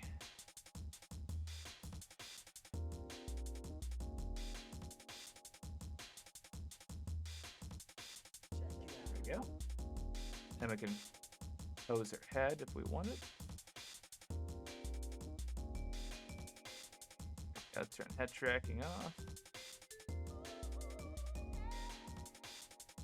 I don't really have a pose in mind that would be good to use, honestly. But it's done. So for what it's worth, I'm probably just gonna hop without much ceremony because I am quite tired. So appreciate everyone watching. I will probably do a bit more streaming at some point or another, but as of right now, I probably am good to just stop for a while. I have to get to bed because I am tired, and I feel it. So I'm probably going to go just now. Hope everyone enjoyed the stuff that I haven't done in a hot bit. It was a little bit rusty, probably, but yeah, that's about it. So I'm gonna see everyone. Goodbye.